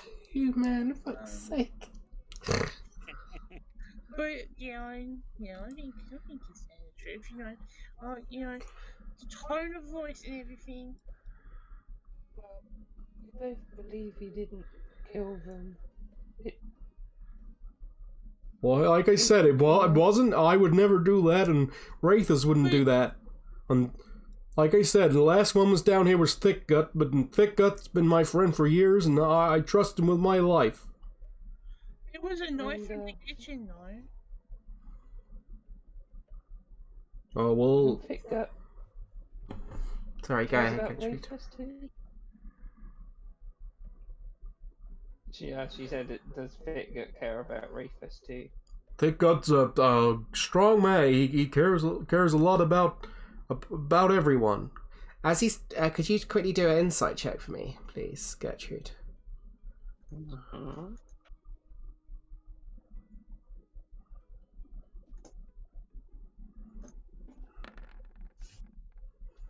20.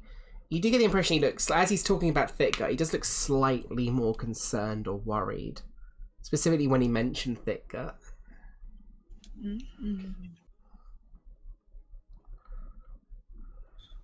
seem to be worried about your friend Thickgut. Do me a persuasion check.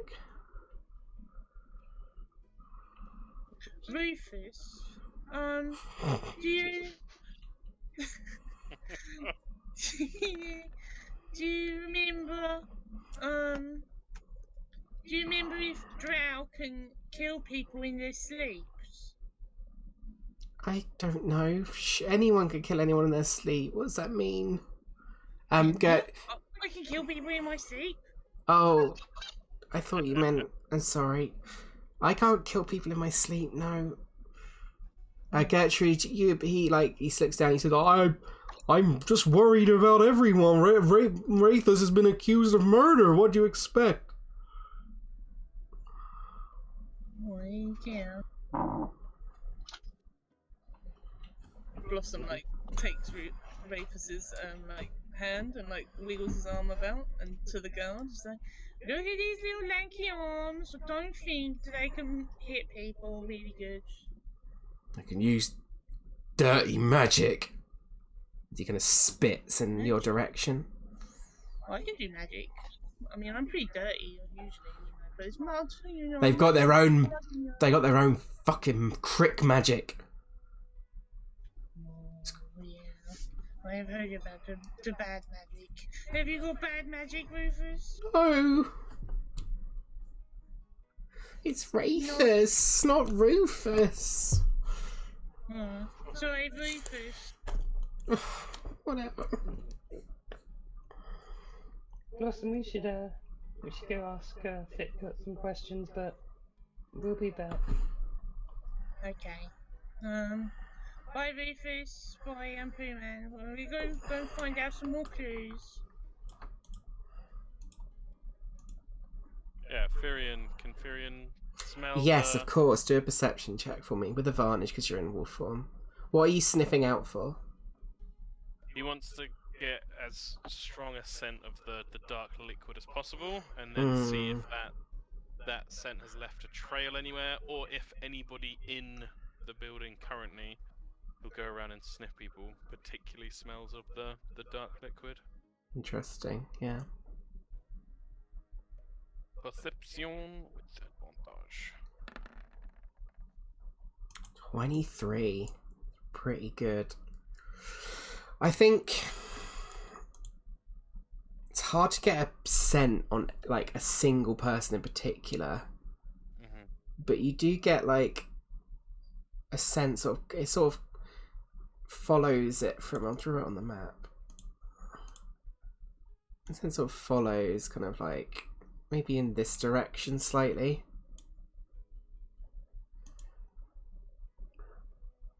The piano did it. I would say like underneath the stairs there is a door. Oh. Do it. Yeah, Firion, as he gets to the door, would look back to see if Blossom and Gertrude are around. Yeah, I think they'll probably just be coming out because it probably would have taken you a while to really sniff this out. Yeah, and if they are, he would a wolf bark, a wolf howl Yeah. towards them and claw at the door.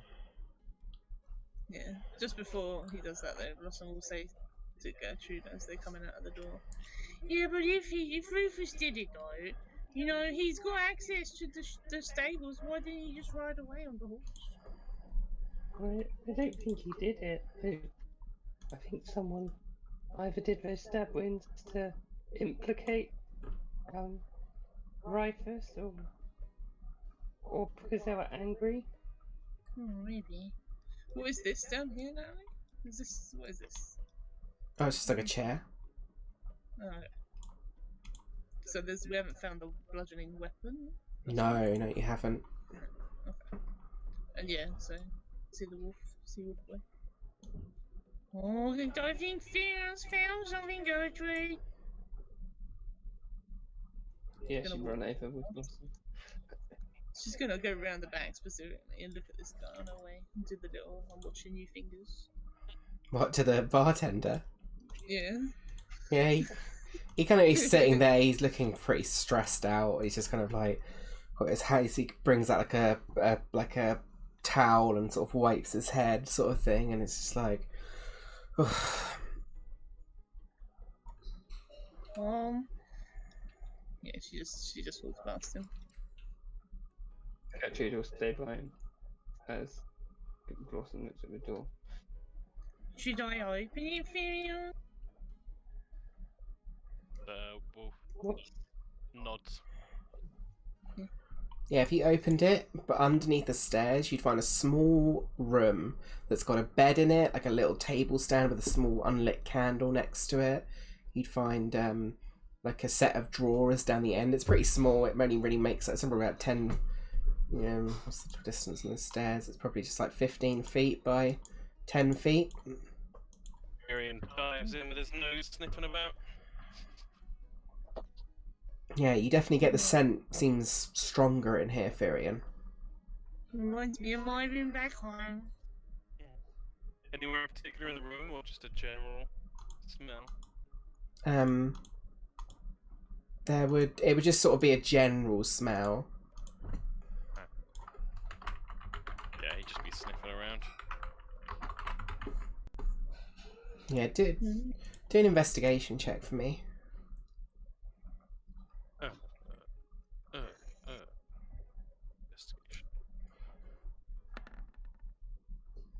Yeah, you can't pinpoint the location of anything, but you do get like a scent, just a general sense that smells more pungent in here than with especially the wolf senses. It's like particularly like you can just smell it's more particularly strong in here than it was across the room. Is it the same smell as anyone? Firion? Wolf Firion? Firion is not going to play this game. He turns back into He's not going to try and communicate to Blossom. Turns back into Firion, bonks his head on the low ceiling. It's from the dark, oozing blood or oily substance that was on the blade. Blossom. On the blade? Where's the blade? Is this in his eyeball? No, it was one of the blades of the privates, right? Yeah, it was on one of the blades of the soldiers themselves. Yeah, one of the soldiers' blades. I think we need to find out who this room belonged to. Thick gut, like pipe. So he's like, "It's my room at." What was his voice again? It is my room actually. What? You live under the stairs? Yes, I God, what was his fucking voice? I'm just gonna go with a new voice. It's fine. It was my room actually. That's where my quarters are. Sorry, I could see you poking around.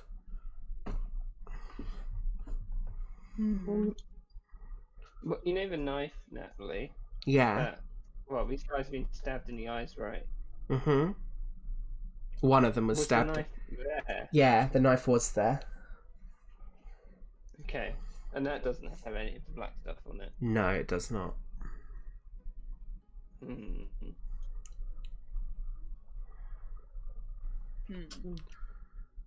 I can answer any questions you've got. Where were you at the time of the murders? Well, I don't know when the murders were committed, but I can tell you I was last to close up last night. Like always, I go around and I check on the horses before bed and make sure they got plenty of food and water and... So you closed up, but there were still men in the bar? No, I sometimes let the brown folk, they trustworthy. I usually leave them a bottle or something, and I didn't have a problem with them staying up. They wanted to stay up. They weren't being too noisy. They were just having a chat. Gertrude would get that guy's sword with the black stuff on it. Mm-hmm. She'd bring it over and she'd be like, "Do you have any idea what this is? Because the smell of it led directly to your room." I don't know. I'm sorry. I really don't know. Insight check. Yeah, do an insight check for me. Damn it. Oh, good. As far as you're aware, he seems to be being honest. I like I said, I went out to the stables for a bit. Maybe, I don't know, someone could have gone in there and chucked something in there, or I don't know. I'm sorry, I really don't know. I think we should check the stables. Maybe there's a murder weapon in there, you know, bludgeoning and stuff. Well, Blossom, wait. I think you and Gertrude, with your slighter frames, might be best suited to search the room itself. I only sniffed around. I didn't Oh, okay. check through anything. Oi. Gertrude would ask the guy for access to the stables quickly as well. Of course, the code is 5324. Thank you. And how do you consider Rifus? Is he like a son to you? I wouldn't say a son. He's been a reliable worker. He's worked here for 6 months now. He's been very good. Some of the patrons obviously a bit nasty to him. But he's never been a problem. He's been a good worker all this time, and So you don't think he could have? Well, you don't think he could have done this? I don't know. He gets awful mad at times. Yeah, don't we all though? I've seen him lose his temper a few times. When they're mean to him, he's usually quiet boy, but sometimes in the kitchen when he's in private, he can throw things, and yeah, you know what he's like. He's a boy though. He's only 18. Yeah, my brother's throw stuff all the time. And they're older than 18.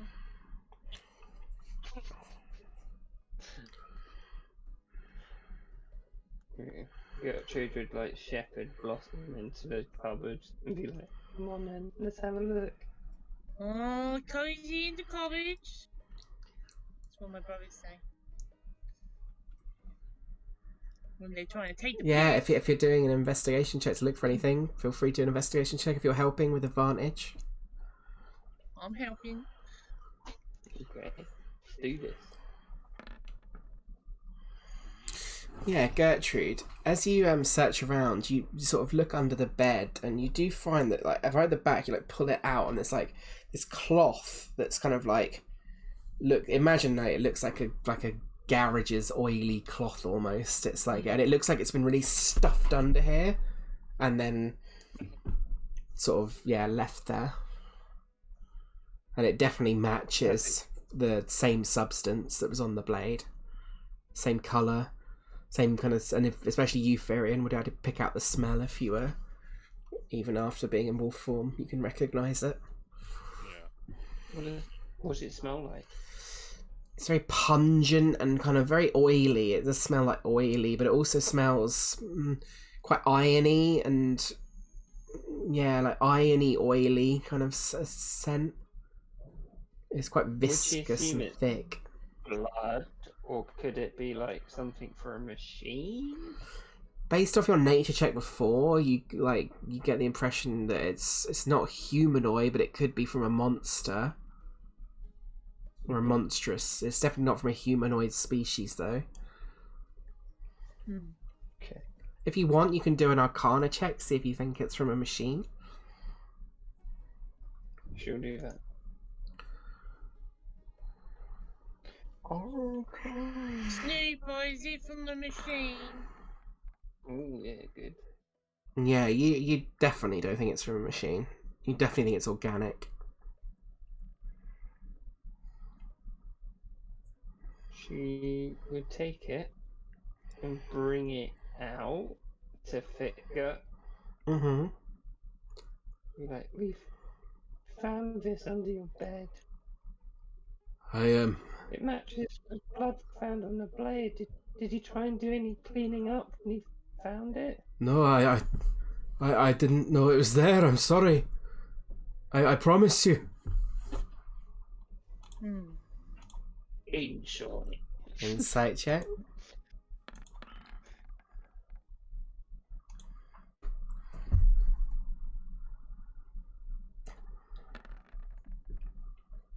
Damn it. Again, you're not sure. You get the impression sounds like he's being as honest as you can tell.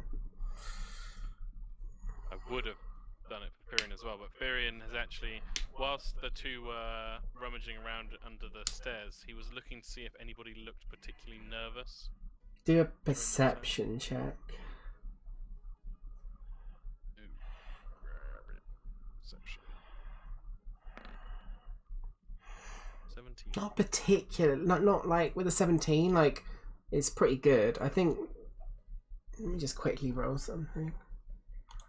Just to get the general kind of atmosphere.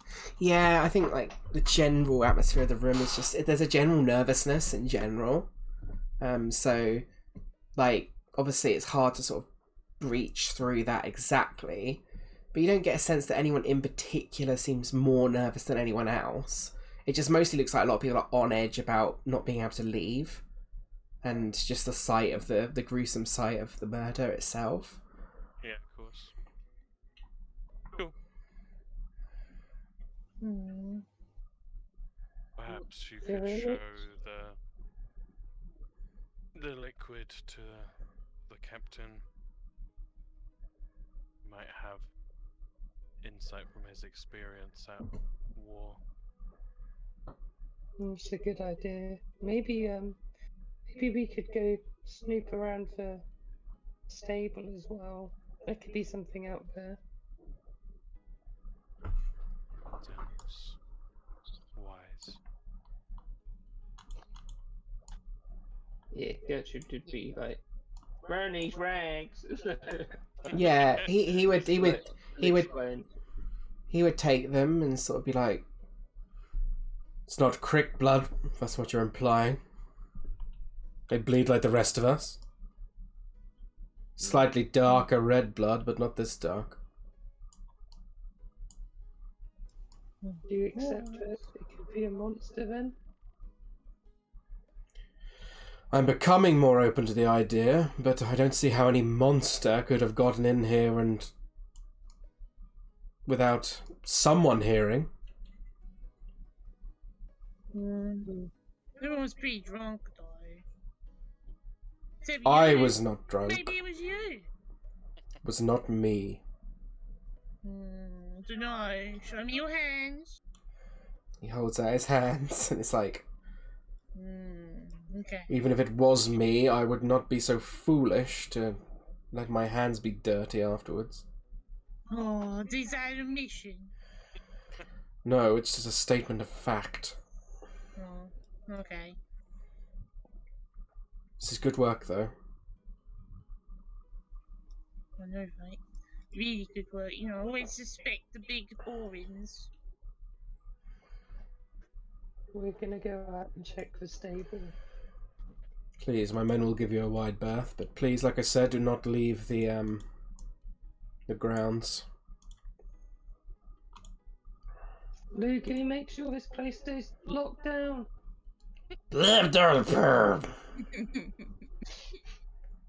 No. Okay. Let's go say hello to Iceberg. yeah, so you make your way around this. The inn is over here. No, the stable, sorry. You would notice as well that past the sort of gate, there is also an outhouse next to the stables. The Maybe someone flushed something down the toilet. There's a guard posted here, and he sort of looks over and he says, Do you wish to investigate? Yeah, do you know the passcode? I kind of missed it. I think the owner has it. 5324. That's right. Oh. Okay. It's in. yeah, if you... Boom. Yeah, Maybe you could sniff for more of that, whatever that oily blood was. Okay. This will be the last time I can. Well, no. Weasel? Yeah, exactly. I'll just become a weasel so I can do that. Infinity times. Zoop. Oh, Weasel. yeah. Yeah, so if you're sniffing out, make a perception check with advantage.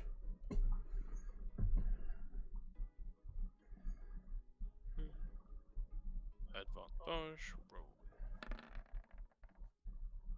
Oh, fuck me sideways. You don't 14. you don't really smell any of that smell in here, Firian. All you can smell is horse shit. Just overwhelming smell of horse poo. Doesn't look like this. Doesn't look like the horse's poo has been picked up since the day before. So Hands back into Pyrian. Nothing. Why, what was our thinking in here? You could find an object or anything else that would help, I suppose. Yeah, maybe they threw away the weapon to beat people up with, you know. Maybe they just beat people up with horse hooves. The bear was you, wasn't it, Horsey?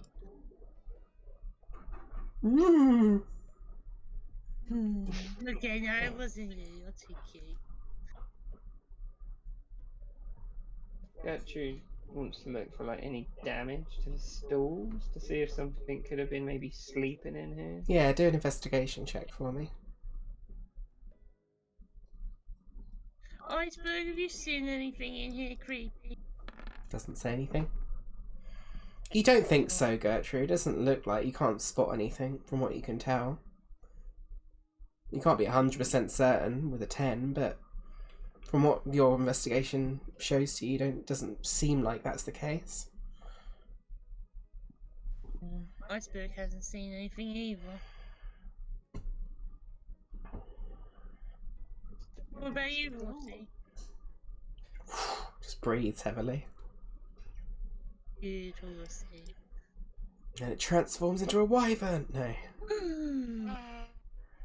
Have you been having fun with Iceberg, Horsey?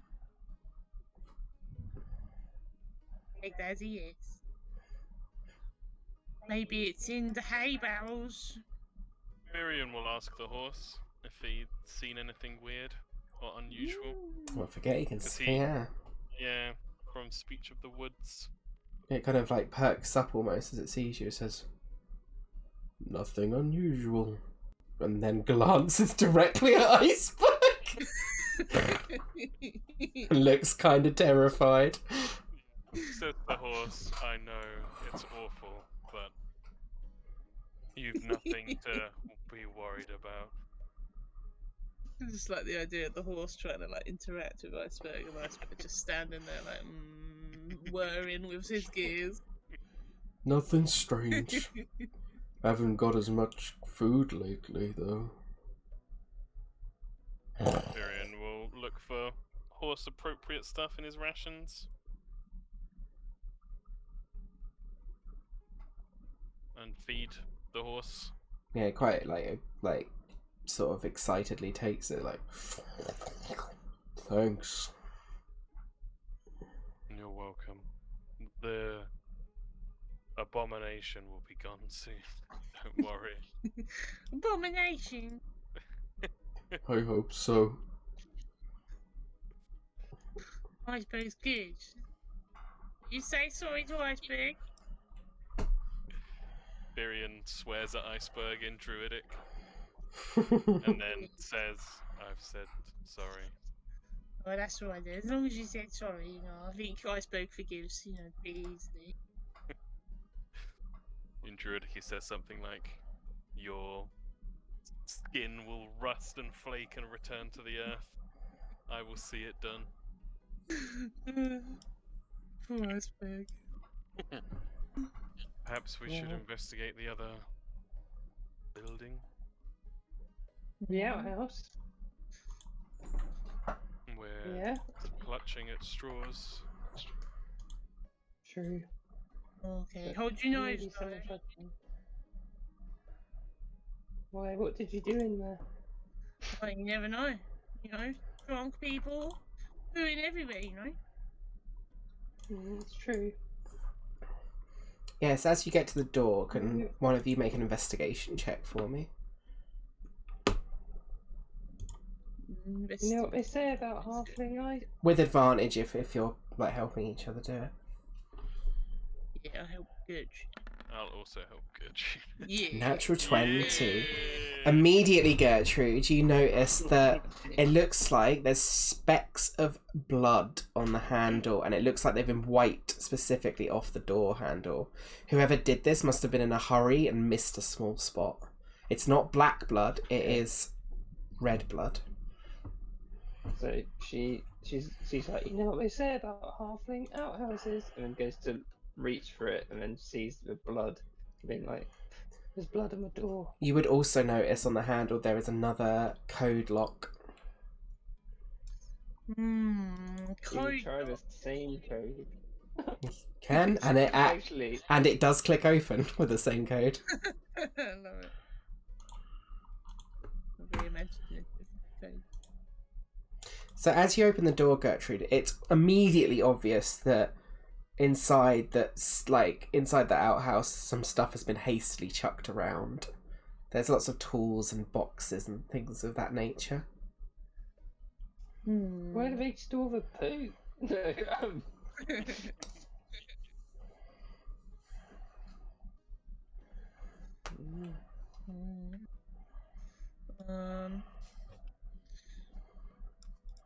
Well, it's a bit messy in here. What about under this suspicious rug?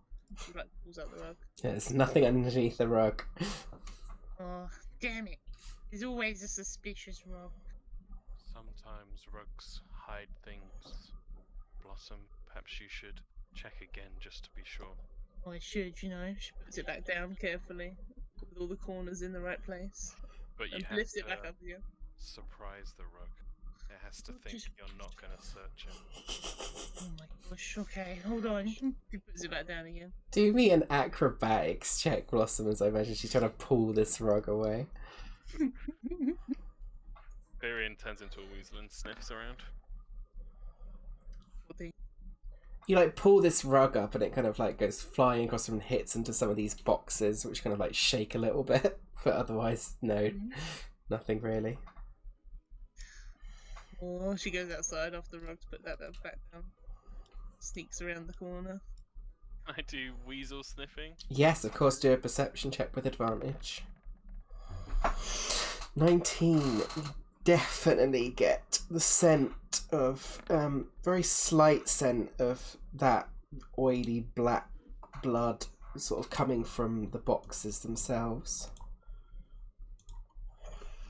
Little weasel And squeaks more than that, sound out. Firion, Yeah, go on. do another perception check beyond that, because that's the immediate thing, but do another perception check with advantage. This is quite high. This is quite high DC. On the rug. 22 though. You do get sent like beyond that though, and it sounds like something like almost like it's beyond the boxes, and it smells like pungent. Not sure what the smell is, but it smells pungent. Yeah. Like, alarmed a little. Weasel squeaks and the weasel shuffles forwards and turns itself into a little fucking pointing arrow with a tail sticking out behind it and head just pointing towards the boxes and squeaking loudly. Some jumps on the rug. Surprised it! Gertrude will be following where Yeah, Hazel Fury. do an investigation with investigation check with advantage since Furion's helping you. She does turn around and see Blossom's confrontation with the rug.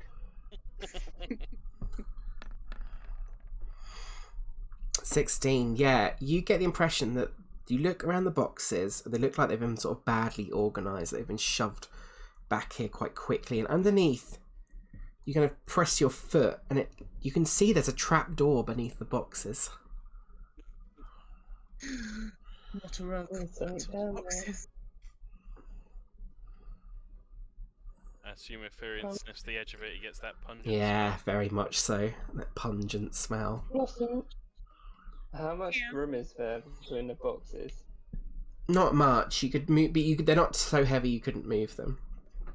Yeah, Furion turns back into himself to help. could you pass me the rug?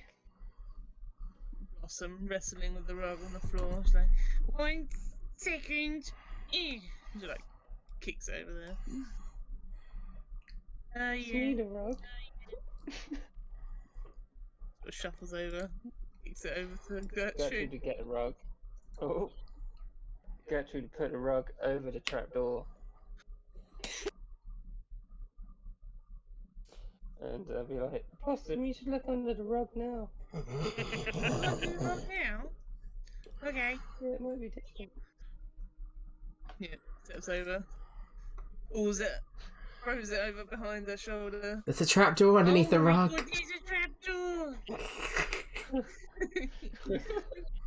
I see, told you, these rugs, they always hide secrets, you know. There is a big lock on the and it looks very large, this lock, and it looks quite intricate. It's like between the floor and on the lock itself. Big padlock. Put Very a giant primitive. lock on it. Yeah. Metal. Well, I can try. I think I can do it. Might as well Blossom. try. Blossom is gonna, because it's a really big, I assume, hard-looking padlock. It's very big and intricate looking, yeah. Can I do thieves' tools, Mhm. but also use my mage hand to also help me do it as well? Yeah, I like that. I'd give you advantage on that if you want to do a thieves' tools check.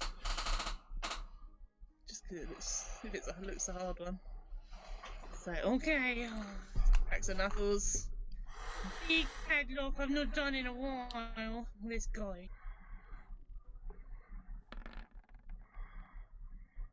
Doesn't unlock. You can feel your thieves' tools starting to like get sort of a bit That's wedged really in there. hard. You can try again, but the DC is harder. Okay. Perhaps Okay. we should just ask the gut or the captain. Hmm. I mean, you can, but I'm gonna try again because no padlocks defeating me. Yeah, can I try again? Yeah, with advantage again. 'Cause Gert- you're... Oh, go on, Gertrude. Gertrude would leave, but she would take a while, so it gives Blossom a few attempts. Yeah. A 24 this time. Clink! It does open. After. That took a while. That took some effort. Good job, mage hand. The High five to that mage DC hand. was 23, just want to point out. Nice. Up from 22 after the failure. Yeah, Yeah, I so imagine Gertrude thinks she's gonna fail, but as she goes out the door, she hears that like clink, and then Blossom is like, whatever she's doing. yeah. Giving like pancakes to a mage hand now. Yeah, so as you pull open the door, now the smell that you smelt, Fear, and the pungent smell is very like quite immediately obvious to both you, Blossom, and you, Gertrude. You're like, Oh, it smells gross. and you can see there's a ladder heading downwards into like a large. It's like a very. It's not a ladder so much, but a very steep set of stairs that sort of head down into what looks like a cellar, but you can't. It's very dark in there. You can't really see. This is a job for disco lights. And she pulls out the drift load. Okay, pull out the drift globe, then I'll move you to the next map. Maybe we should. If you're going Maybe down. we should go and confront Hitgut and ask him what could be down there before we go down. Well, we're right here. Be careful. Blossom's just getting super curious and sort of sticks her head down there to look. If you are you holding the drift globe down there? Yeah. Do a perception check with me for me. I have no fondness for the brand, but I've got a bad memory of the three of us being in over our heads. So Blossom, as you Right. peek your head down with the drift globe in tow, suddenly you're greeted with a familiar looking face that's sitting in the darkness. Strapped, what looks like strapped to a chair, a thick red beard and long red hair. But Oh, the face is rotted and decaying. Oh my god. I will move you down to the map so you can see what you see, Blossom. If you want to place your token here, doing it, honestly, the grossness. Oh my god, his face! So yeah, you can see, Blossom, that Bilbo Chickens. the face looks very much like Thick Gut Red Braid, but he is strapped to a chair and very clearly dead. Oh my god, guys. Thick God's twin is down here, he's dead.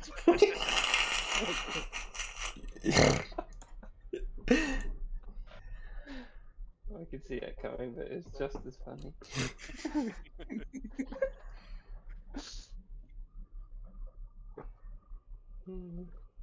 What do we do?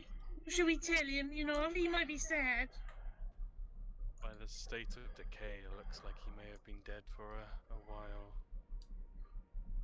Is this stuff on the table? Yeah, there would be notes on the table, Gertrude. And if you were going to look through them for a bit, it'd probably take you about 10 minutes to look through them in total. But you'd see there's information about Thick Gut's life, his friends, family, schedule, brewing secrets, and more. Oh, And she furthermore... would. Sorry, go on, yeah. Hmm. Furthermore... She would Oh, sorry, yeah. definitely take the brewing secrets. Okay. Furthermore, there is information about the Dwendalian Empire and the Righteous Brand's movements. Some are labelled as rumour or hearsay, some are labelled as too drunk to determine if source reliable, and others are labelled as accuracy of reports within parameters. She would sort of, It looks like that whatever's taken his body, or is pretending to be him, is spying for. is it the Kryn dynasty? That's the name of them, yeah. Yeah, it's probably a spy for the Kryn dynasty, from what I can work out. And it's got the thick cider as well. But let's just say he lost that. He needs someone to carry it on. The Empire has many enemies. I wouldn't rule out anyone. What's that over there? Points over here. From what you can see, Firian, it looks like a brewing stand and like a brewing supplies. It looks, from what you can tell looking down here, that all these large kegs and stuff. Perhaps this is the true location of Thick Gut's secret cider. Mm. Gonna sound gross, isn't it? Miriam will say a short prayer over Thickgut's body. Wild Mother, please embrace this sorry soul.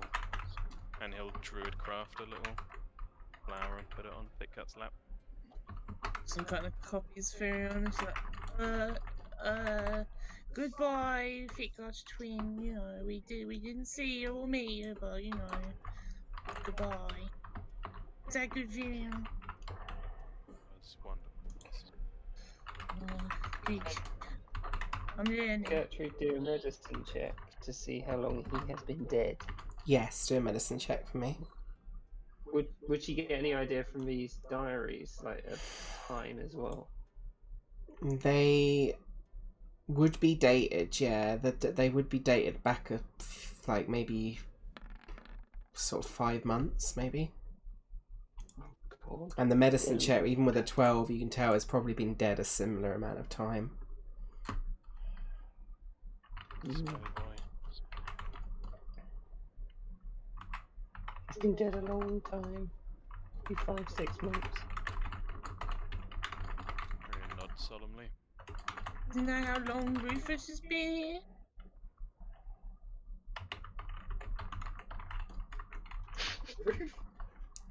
He did say he'd been there about 6 months.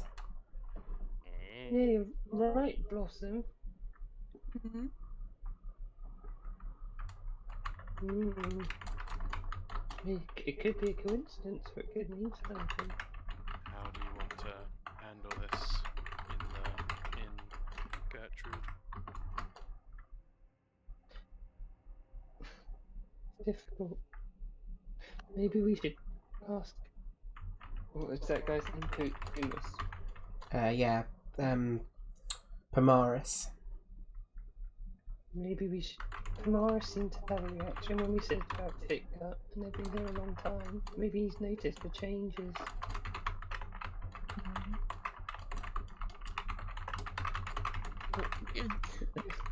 What changes? What? Because of sadness? Well, he seemed to be a bit off when you mentioned Thick Gut. Maybe that could be because whatever's impersonating Thick Gut is acting slightly differently to him. Impersonating Victor? His brother? Bl- I'm confused. Blossom, you know when you become, got her name, Lady Glossier Bouchies. Just Bouchies. Yeah. Well, other people can change their appearance and take on a personality too, and we think that might have happened. Someone wanted to be Thick Gut, so they killed the real one and made themselves look and seem like him. Well, that's creepy, though, you know. So that's weird, though, being another whole person. You know, not making up your own cooler person. That's weird. Well, imagine if you were Captain Boring, how much you'd want to be more like you, Blossom. Well, that's true, you know. You know, maybe he is one as well. Maybe he just needs one. You better Whatever's to make sure that he I can't resist this. To make sure that he can't steal your identity, you should probably act very differently around him, Blossom. Oh, you think? How should I act around him? Well, if you're boring too, then he won't want to be like you. Maybe you're right. Yeah, I've got to prevent him becoming me, so yeah, I will do that. Good idea, Phil. Protect him becoming me. This is all the time I spent teaching, all the times I wanted to mess with some poor stupid kid, and I didn't. Now I'm just like, yeah. So great. So bad. What's in these cakes? Barrels? You won't be able to open them, but you could probably get the impression that cider was brewed in here. Okay. Gertrude, look at the secret ingredients. Yes, you would be able to come up with a list of secret ingredients. I don't know what they are off the top of my head, but you would be able to come up with a list of secret ingredients that makes up the cider, and you'd be able to keep that for your own knowledge for whatever reason. She just whispered like, Gertrude's cider. I think actually one thing it would say like a particular set of apples that are only found in the Pearlbow Wilderness, and a particular set of pears that are only found near the Quanah Breach. And also how far away was that? Pearlbow Wilderness is pretty much next to Nogvarot. Quanah Breach is more like directly north of you, like 80 miles, and probably like 80 miles east from Nogvarot. And then finally, there would also be an ingredient from like a special vinegar he uses. That's he purchases from a gnome in Blumenthal, which is another city that's probably about 30 miles from Rexentrum. Okay. She would definitely.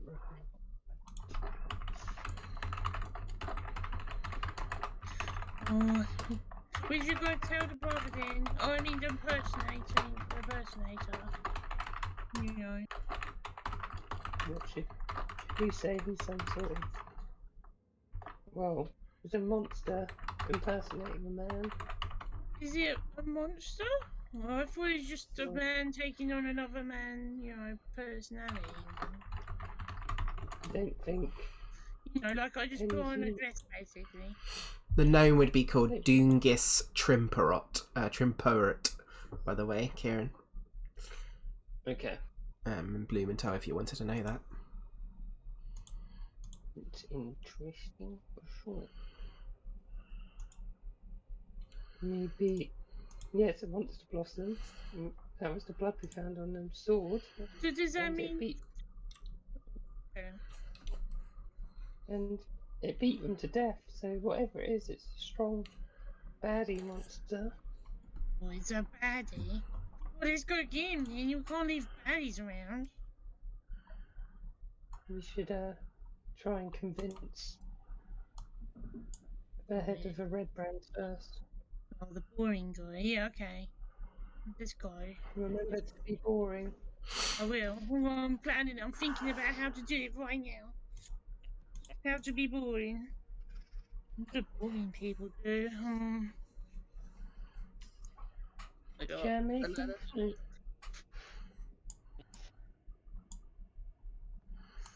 So you're heading back into the inn? Yeah. I'll move you back to this map. Is there anything we could have taken off Sigurt's body that would have, you know? Not really, he was just maybe- wearing very basic clothes that look kind of slightly rotted. Oh.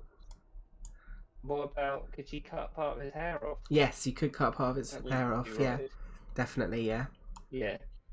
Should do that and tuck it into a little, into the bag and be like, ugh. So as you head back into the inn, describe to me what each of you are doing as you enter the inn, because this is important. Blossom almost like goes through the door. She's skipping on her way to the door, and as soon as she steps into the Oh, cut out, Hannah. Or have I... Oh, I've disconnected again, great. Disconnection.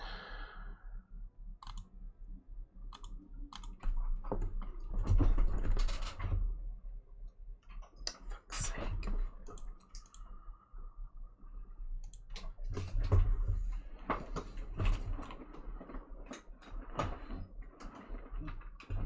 And like just carrying it under her arm. Oh, sorry, I disconnected again. What did you say you were doing, Blossom? Blossom is just standing really still and stiff, and she's got the most like boring possible expression that Blossom can do. Firion, what are you doing? Normal Firion laconic expression. And what about you, Gertrude? She's carrying the papers she found in the basement and the beard hair under her arm, Can ready you- to present it. Can you all do perception checks for me, please? Perception. So Shit, I rolled with advantage back, so just take the left one, which is 8. And you, Gertrude?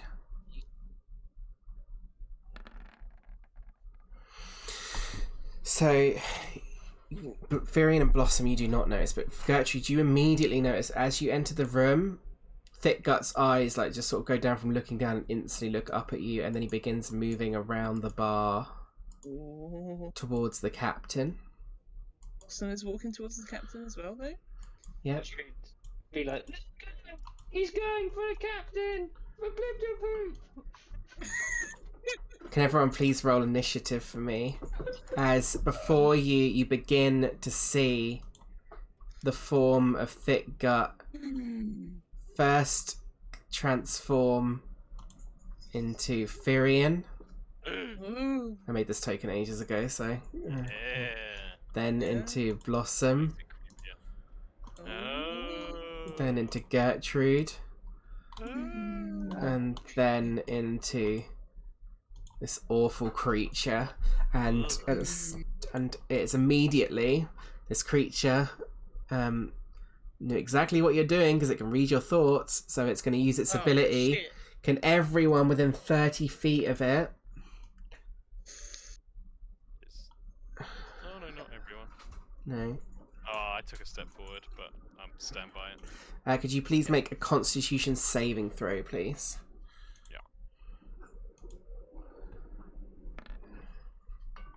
Aw, bad halfling luck. Woo! 18. Can some 1d1 for Lugu for me? I think he's in range and. I think you're out, Gertrude, aren't you? 30 feet Out. of his range. 30 feet. Oh, am I? Oh shit, yeah. I am. Snooper passes. That's why I was annoyed I took a step. And I'll do Lugu actually. No, I got it. Oh, you got it. Fails. So he takes in total Uh-oh. 18 points of damage and is flung back 20 feet. So Lugim just smashes into the wall, is instantly unconscious. Yay! If you passed, you take half damage and are not flung back. So 9 points of damage, which I'll take off Snooper.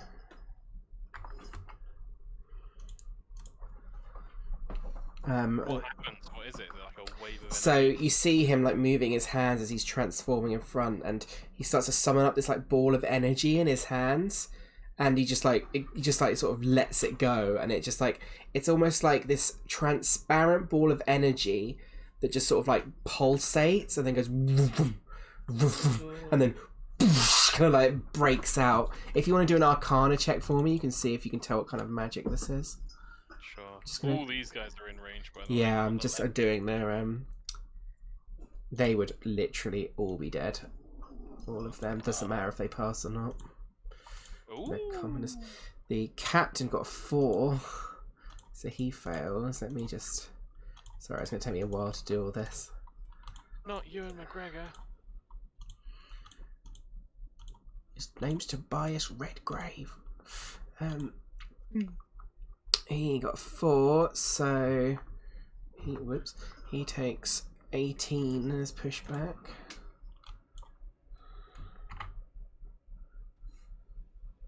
That much. And is flung back 20 feet. This guy is flung back 20 feet, is dead. This guy, let's do. Hang on, so if you fail, you move 20 feet? Yes, you get flung back 20 feet. 8, he fails, he dies, this soldier. Gets flung. Awesome. That guy was out of range. I think everyone else is out of range. So, yeah, that's everyone. Roll initiative for me. I will roll initiative for this guy. Did we do good or bad? We kind of almost got everyone killed in here. Yeah. It's very hard. Yeah, that's all those insight checks you were doing. Because he can read thoughts, he gets advantage on all his deception checks, and his deception checks are super high. That makes sense. Yeah. Roll for the captain.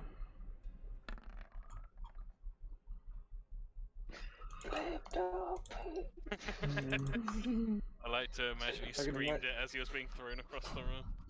Yeah, exactly. Did we roll for league game?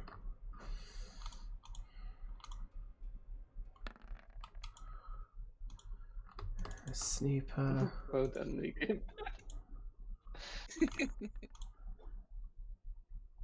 Think that's everyone. Oh, I should note there's somebody else. Oh no, I'm gonna have to roll death saving throws for fucking Lugan. Yay. This guy wouldn't do anything, but I will roll. We'll roll initiative for him now. Oh shit. Oh, damn. Right. Okay. The top of the round is Firion. I will put some Oh man, okay. action music on. Bear with me. Let's go this. So, Natalie, Yes. do you remember when I was Wisperfirian? I Yes. used the spell Wither and Bloom. I do remember that spell. It's a good one.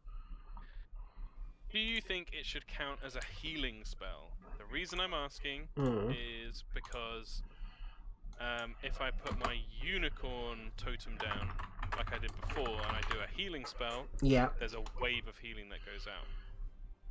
I think But it it should, doesn't- personally. It doesn't directly heal, but it allows someone to heal by spending a hit die. I think it should count. That seems pretty. Sweet. I'm just gonna That'll make my change the turn music nice to and a quick. bit more. It just seems. It seems cool. Rule of cool. So yeah, Firion will step forward. He will slam the stuff, the Wild Mother, down on the ground, and you see the wooden floorboards kind of crack and curl up with vines and flowers amongst them, and take the rugged shape of a unicorn, like rearing back on its hind legs as he summons the unicorn spirit. He's going to try and do it so it's within 30 feet of all his allies, which I think I can do. Yeah, so I'll mark it on the map as here, in that 5-foot space. Doesn't do anything, it's like spectral, but flavor. And then he will check the range on his spell in terms of the hit die. Each creature of your choice. Ah, shit. Okay. He will do Snooper then. No, he'll move up himself. Yeah, he'll cast Wither and Bloom. Okay. So from the staff, first it tries to drain the life from the creature. Constitution saving throw. Put it. Wither and Bloom. 18 it get. Definitely passes. So I think it's half. Yep, half as much, so only 2 necrotic damage. And then I will Not resistant. activate the hit die ability on myself. Can anyone else do it, or is it just you? I wouldn't be able to get Blossom in range, but Blossom and everyone will get 4 HP. Ooh, very coming nice. out from as you see the unicorn suffused with green healing energy, and it just comes out in a wave all around. Including Lugoom? Including Lugoom. Oh, this guard is dead, by the way. I forgot to. My hit dice is a D8. I'll make sure to tick it off. Ticked off.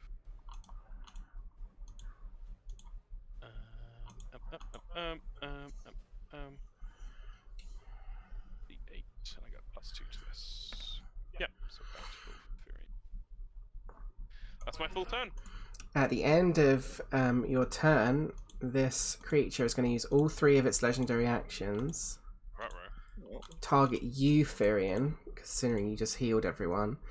Can you make a charisma saving throw again for me, please? Oh yeah, I'm fucking charismatic, Mr. Man.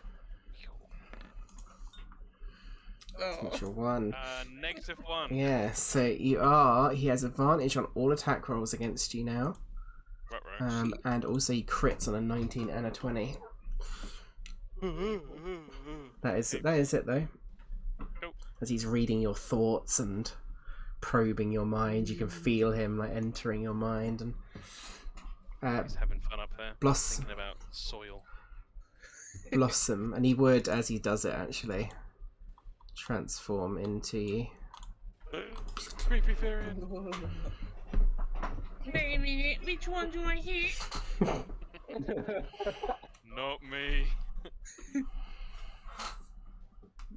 I don't think she's quite confused yet, but she's gonna jump on this table. Take this dagger attack.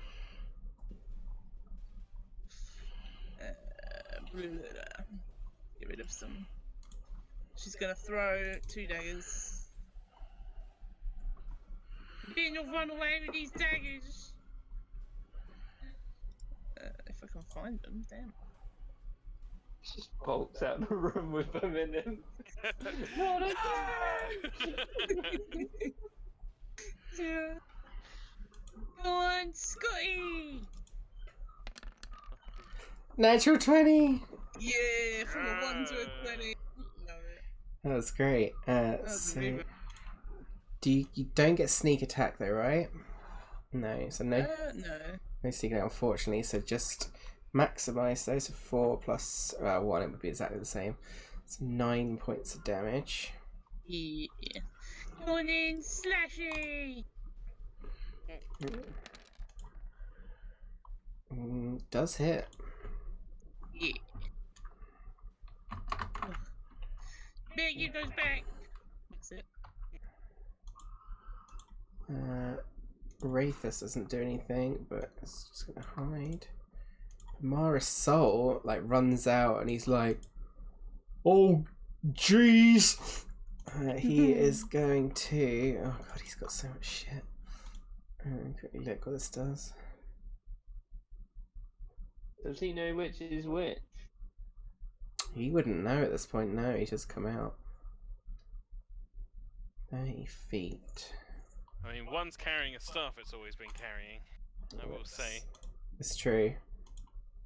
Unless he's morphed his alien penis into a staff to carry.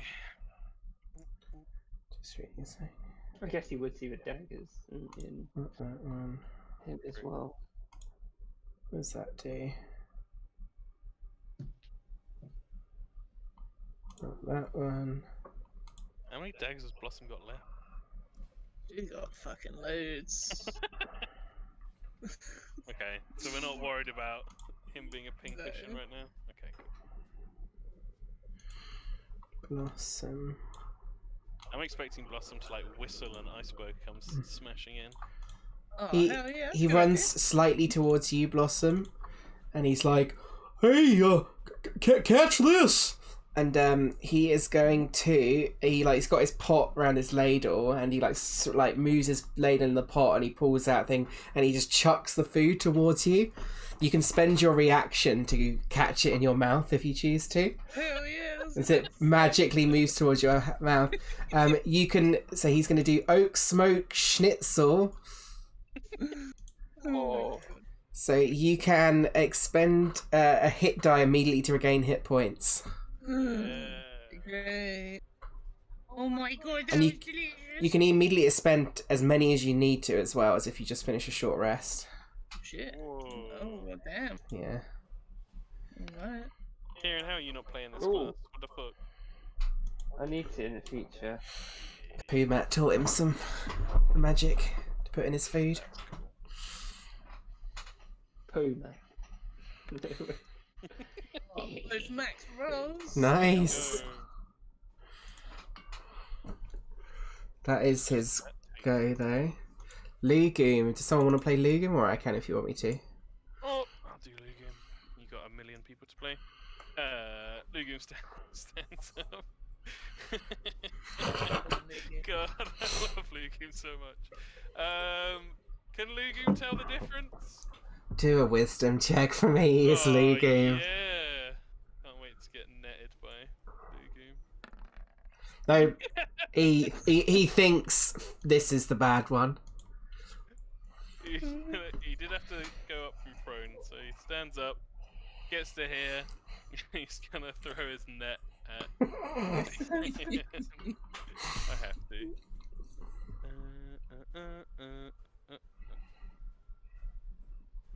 Got some good shit, Luke, you know? Yeah, it's not bad. But he needs to stop this evil thing. Net, there we go. Hiya! 13 misses. Gertrude sees the net like fly out. She's like, Legume, no! And she like points at the other one. He's the badger food.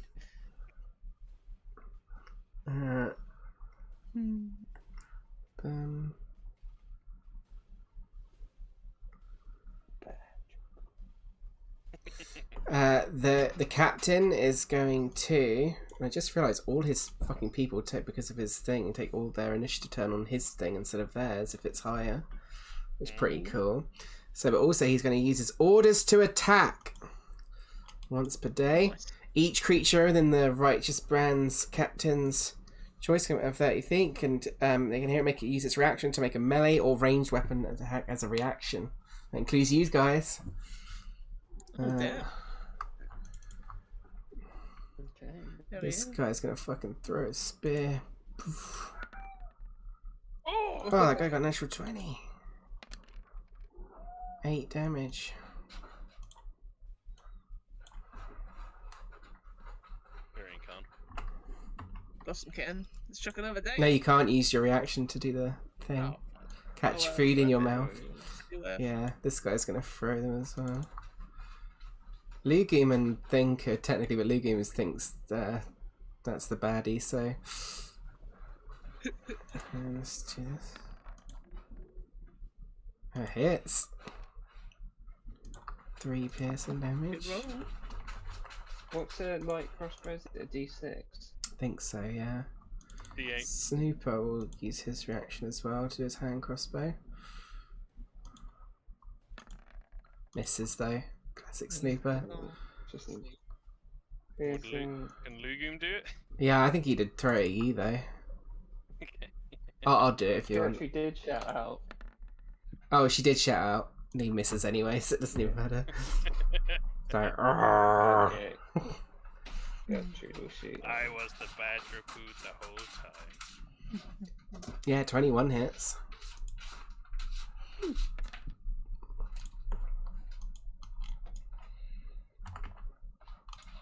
Good damage.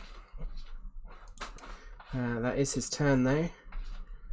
He's going to move up to here. Gertrude, it's your go.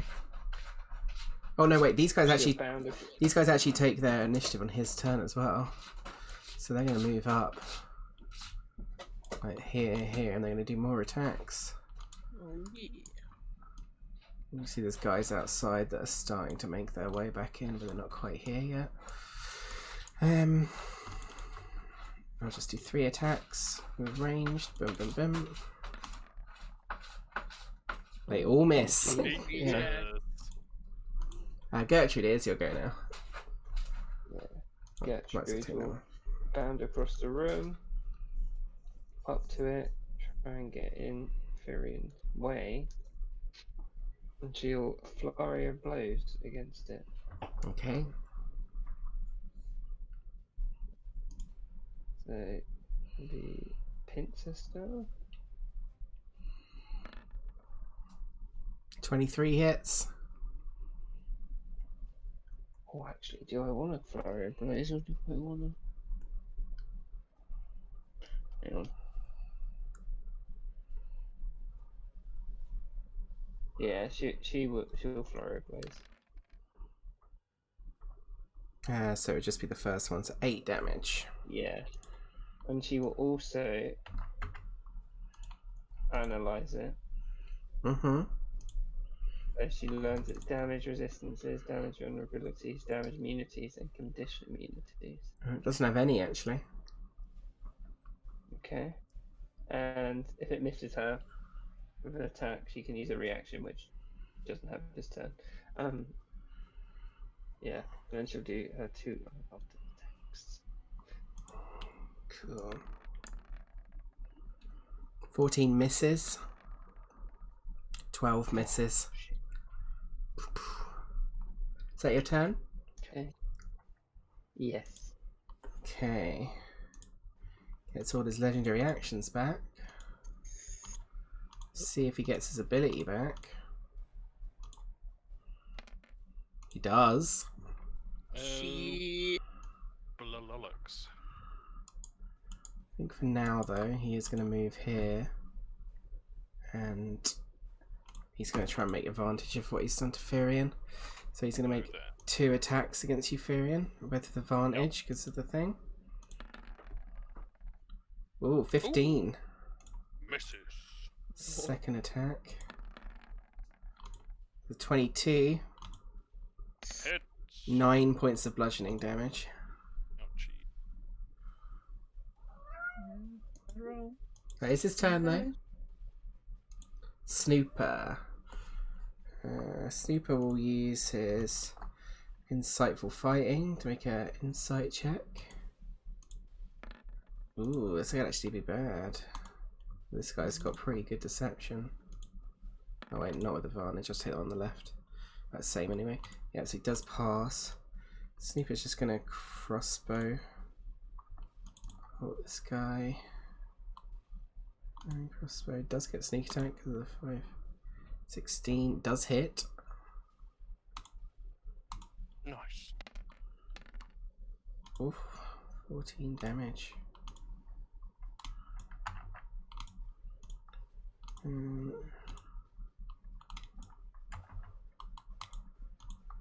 That is Snooper's turn though.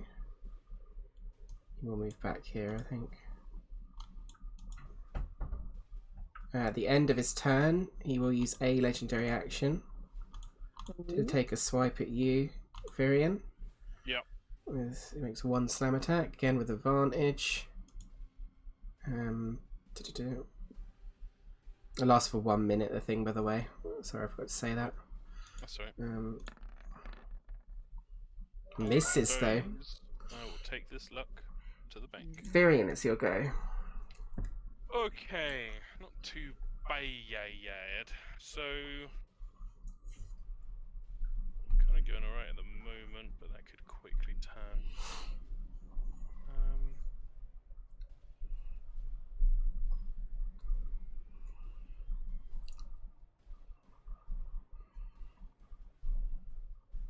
He will cast.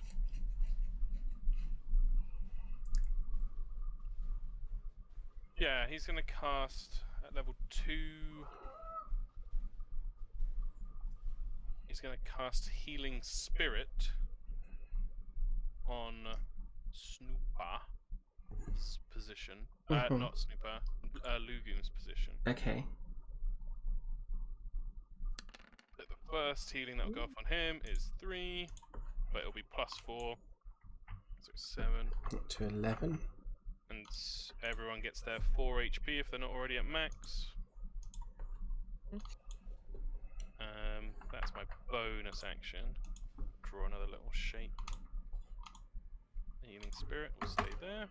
I am concentrating, and it's got 3 more uses left. For my action, I will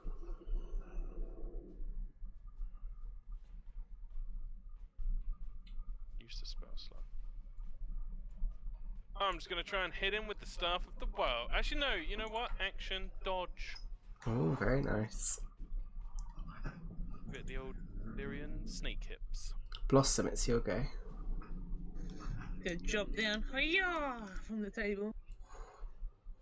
And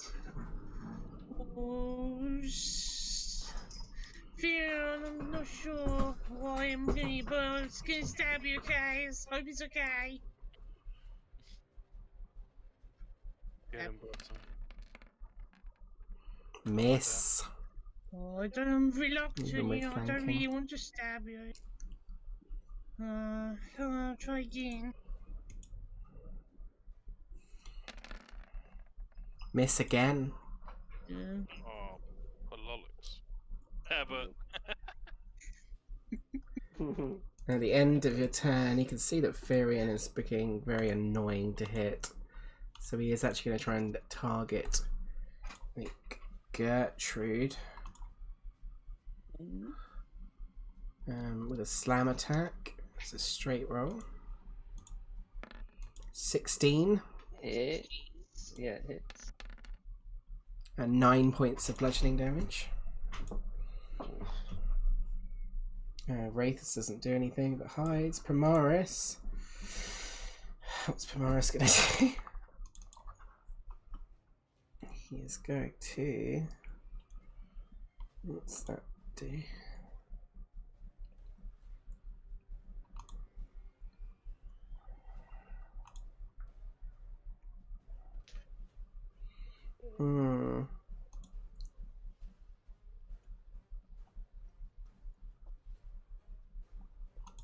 It's a cool one to use.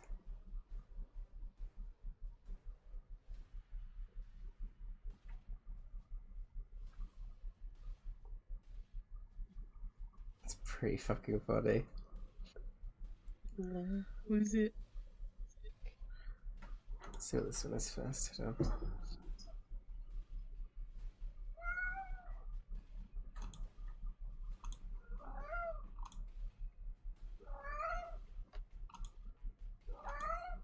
Yeah, let's do not that one. I clicked the wrong one. Sorry. Let's do.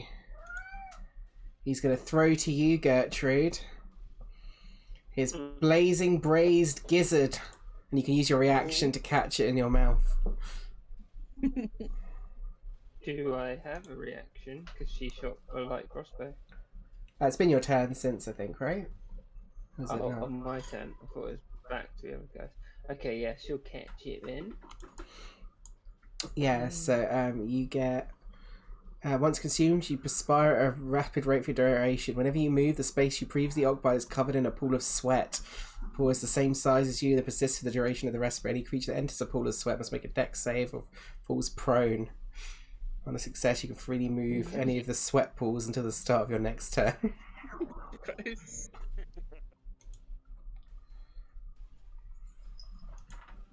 Okay. So she can move around and leave Yeah, sweat. leave sweat behind. So gross. Yeah, Pretty great, though. I'll put like this as the sweat. One if you want to move it, I'll just leave it there for now. Is that your? That's his turn. Lugoom's turn. But at the end of his turn, he will use his last legendary action to hit out at Gertrude again. Slam. That's an 18 to hit for a further 11 points of bludgeoning damage this time. Lugoom's turn. So let me quickly read Healing Spirit if it's starting your turn there.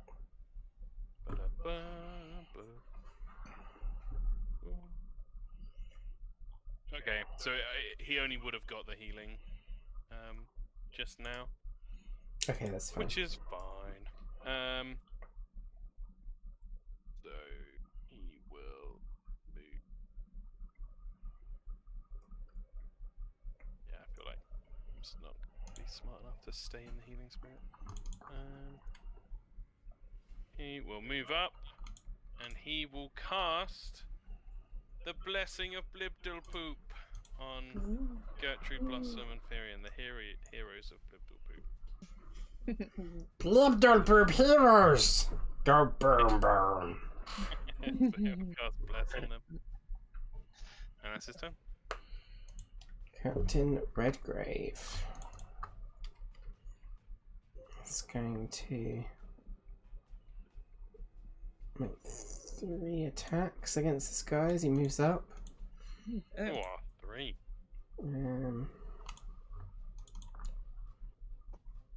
Rapier, dagger.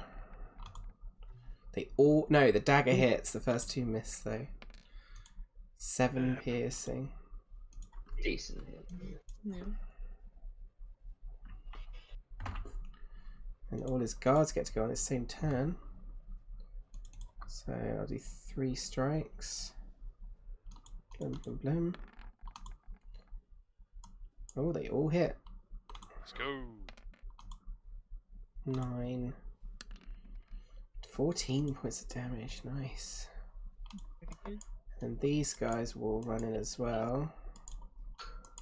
Now. They did have to dash though. These guys are all fucking dead. He's got his ability back. Yeah. Yeah. Gertrude, it's your go. How do you use this healing thing? Oh, sorry. I'll get rid of this thing here now. That makes it too confusing. The healing spirit is it over over here. there? Yeah. You just walk through it. You get 1d6 of healing. Is there any way that she would know that this thing has got its ability back or not? I think you could tell it was like sort of like the magic of that, like that sort of graviturgy style magic seems to be like recharging. It's like building up in his hand, like maybe a little like ball of energy.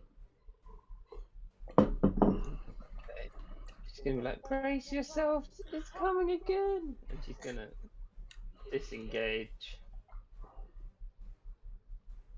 Can she go through the healing spirit? Mm-hmm.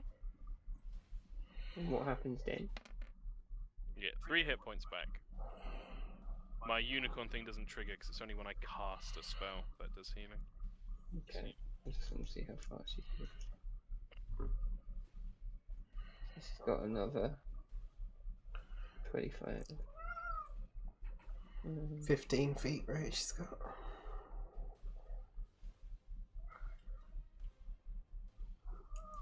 God, you can get everywhere. Me. She's gonna have to fucking brace herself. She's gonna go flying either way. I think.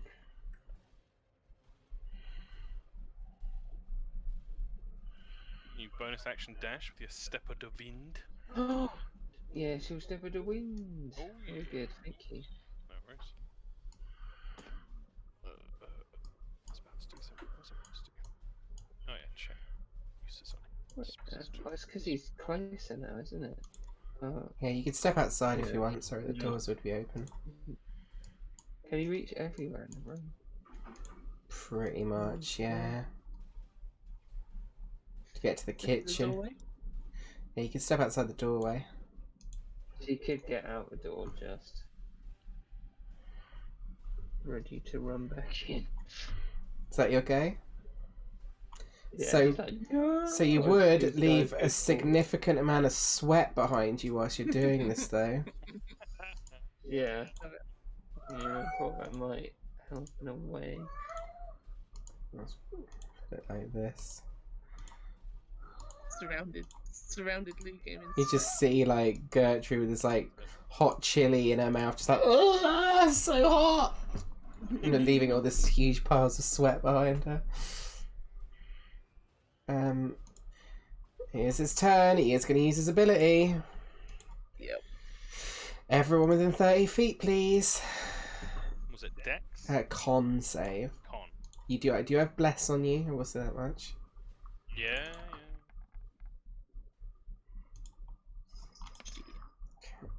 Let's do Oh. 14? 15. Deep Morris. God, it's so much quicker doing this double click thing. Morris passes. Lee game.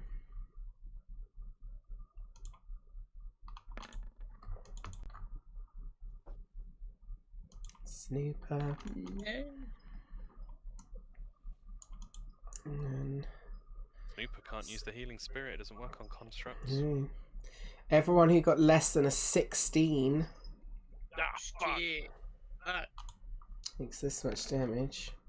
Oh, 2 1s. Take that. 16 puts those push back 20 feet. Yep. And Glue Game is knocked unconscious again. Yeah. So bless drops. Oh yeah, you would have bless before then though, if that helps at all. I don't know if it does. No, it got us up to 14 and 15. Oh, damn it. Glue Game I'll gets do a shut con up save there. for the healing spirit. What does Snooper get? Snooper pass, so he only Pass. takes 8 damage. Doesn't. Wait, did Lugin fly through the healing spirit? I think you would go through there slightly too fast to get there. Yeah, the rules do account for it. It says on your turn. First time. Oh, Okay. okay. Kamaris Would've been great. passes, only takes 8.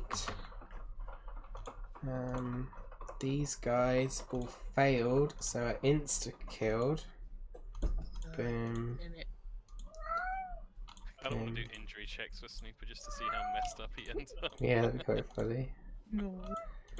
And then Redgrave failed as well, so he takes the full. Like I said, Snooper. Lugu. Ouch, and then another. He goes flying back 20 feet. Boom, and he gets all his legendary actions back. Yep. So many bodies. That is his go though. Snooper's go. Who is going to try and bonus action and. What, sorry? Oh, they'd be dead. No, they'd be dead. Sorry. I will do it in a sec. Insight check for Snooper. Oh. Very good. I think he can only stop it within that 20 now. Yeah, got a natural 1. He is targeted. Okay. Where's the little target? There you go. The Snooper will unload with the hand crossbow.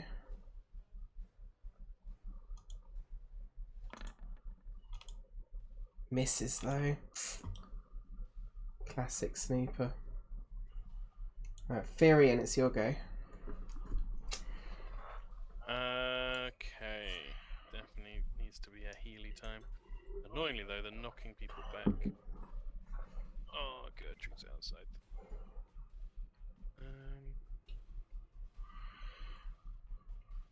So with that in mind, he will level 1 healing word Gertrude.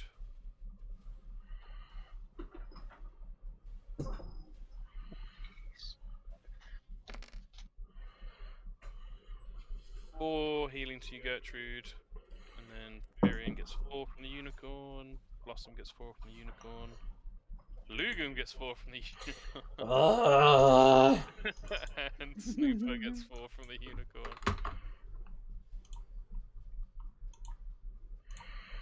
I think Lugia would end up getting brain damage with injury checks because Yeah. it's psychic damage, knocking him out.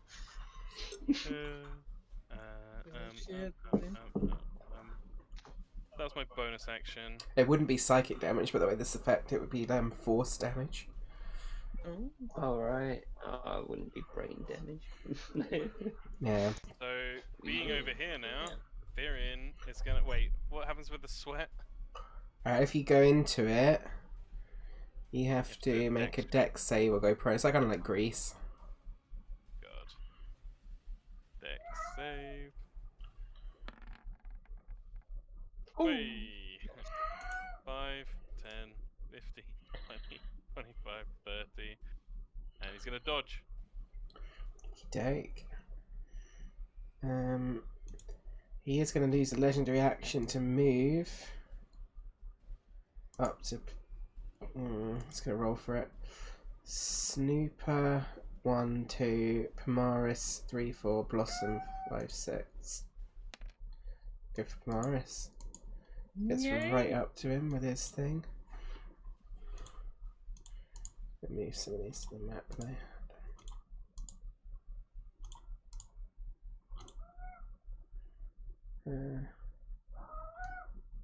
Boom. That is his legendary action though. Blossom, it's your go. Well, I'm going in. Do a couple of stabbings. Matt is within 5 feet. Oh, let's go! Holy shit! Yeah. And he has to make the con save so he takes the poison damage, right? Let me quickly. Yeah, he does. Does indeed. Holy crap. He fails. Oh my god. Okay, All it's maximized? What the fuck? so D4 plus 5 would be 1d4 plus 5 is 9 damage. Plus 2 is 11. Plus 20 from the fucking poison is, what's that, 31 damage? Plus, someone help me keep track. It's 11, 31, plus... 2d6 is 12 from the sneak attack maximized. It does another 2d10, the fucking poison, right? Yeah, So- 31... Plus another 30... No, wait, that's the 30. Wait, no. 31 plus 12 is 43. And then you get the extra poison and the extra sneak attack. Yeah. Yeah. 43 plus 14 is 57. Plus 9 is 66. I mean, How- you might want to rule it differently with stuff, but fucking 66 damage. How'd you kill it? How'd you kill this creature? Oh god. I don't know. Describe to me. She's just coming up. I think she'd be doing like, "I'm gonna get him, guys," and she just comes up, walks up behind him. She's just "Sorry, Firion," and just stabs him in the back. Yeah, and the Point the blank. poison like gives in, and he starts twitching, and as he's there, he starts changing shape back to thick gut, and then changes into you, Blossom, and then slowly drops to the knees as the true form reveals itself and dies before you with a ridiculous amount of damage. Holy shit. And with that, combat is over. I think it's gone, guys. I think I got it. Good job, Snake. The window. Well done, Blossom. Thanks, well, Gertrude know what it is. Do a nature check. it was all Snakey. Is it- Snakey did it. Does the analysing it help from earlier? Yeah, I'd say give you advantage. Sure.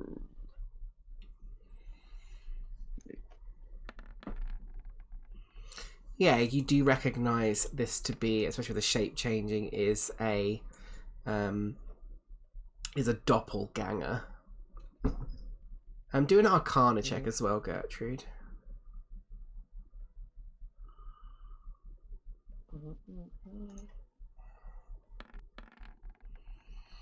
Yeah, you would also know that the magic it was using to use that kind of ability where it knocked you back was called graviturgy magic, and it was a magic that's specifically been it's sort of used and only used by those in the Kryn dynasty, and Okay. yeah, it's not ever used by anyone in the Dundalian Empire. They seemingly invented this new type of magic. 4 HP back to Blossom, Gertrude, and Snooper. I expended another healing word. I will say, as you've been together around this corpse and the aftermath of this horrible situation, we will end today's session there, I think. Yeah, that's fair. Sweet bejesus.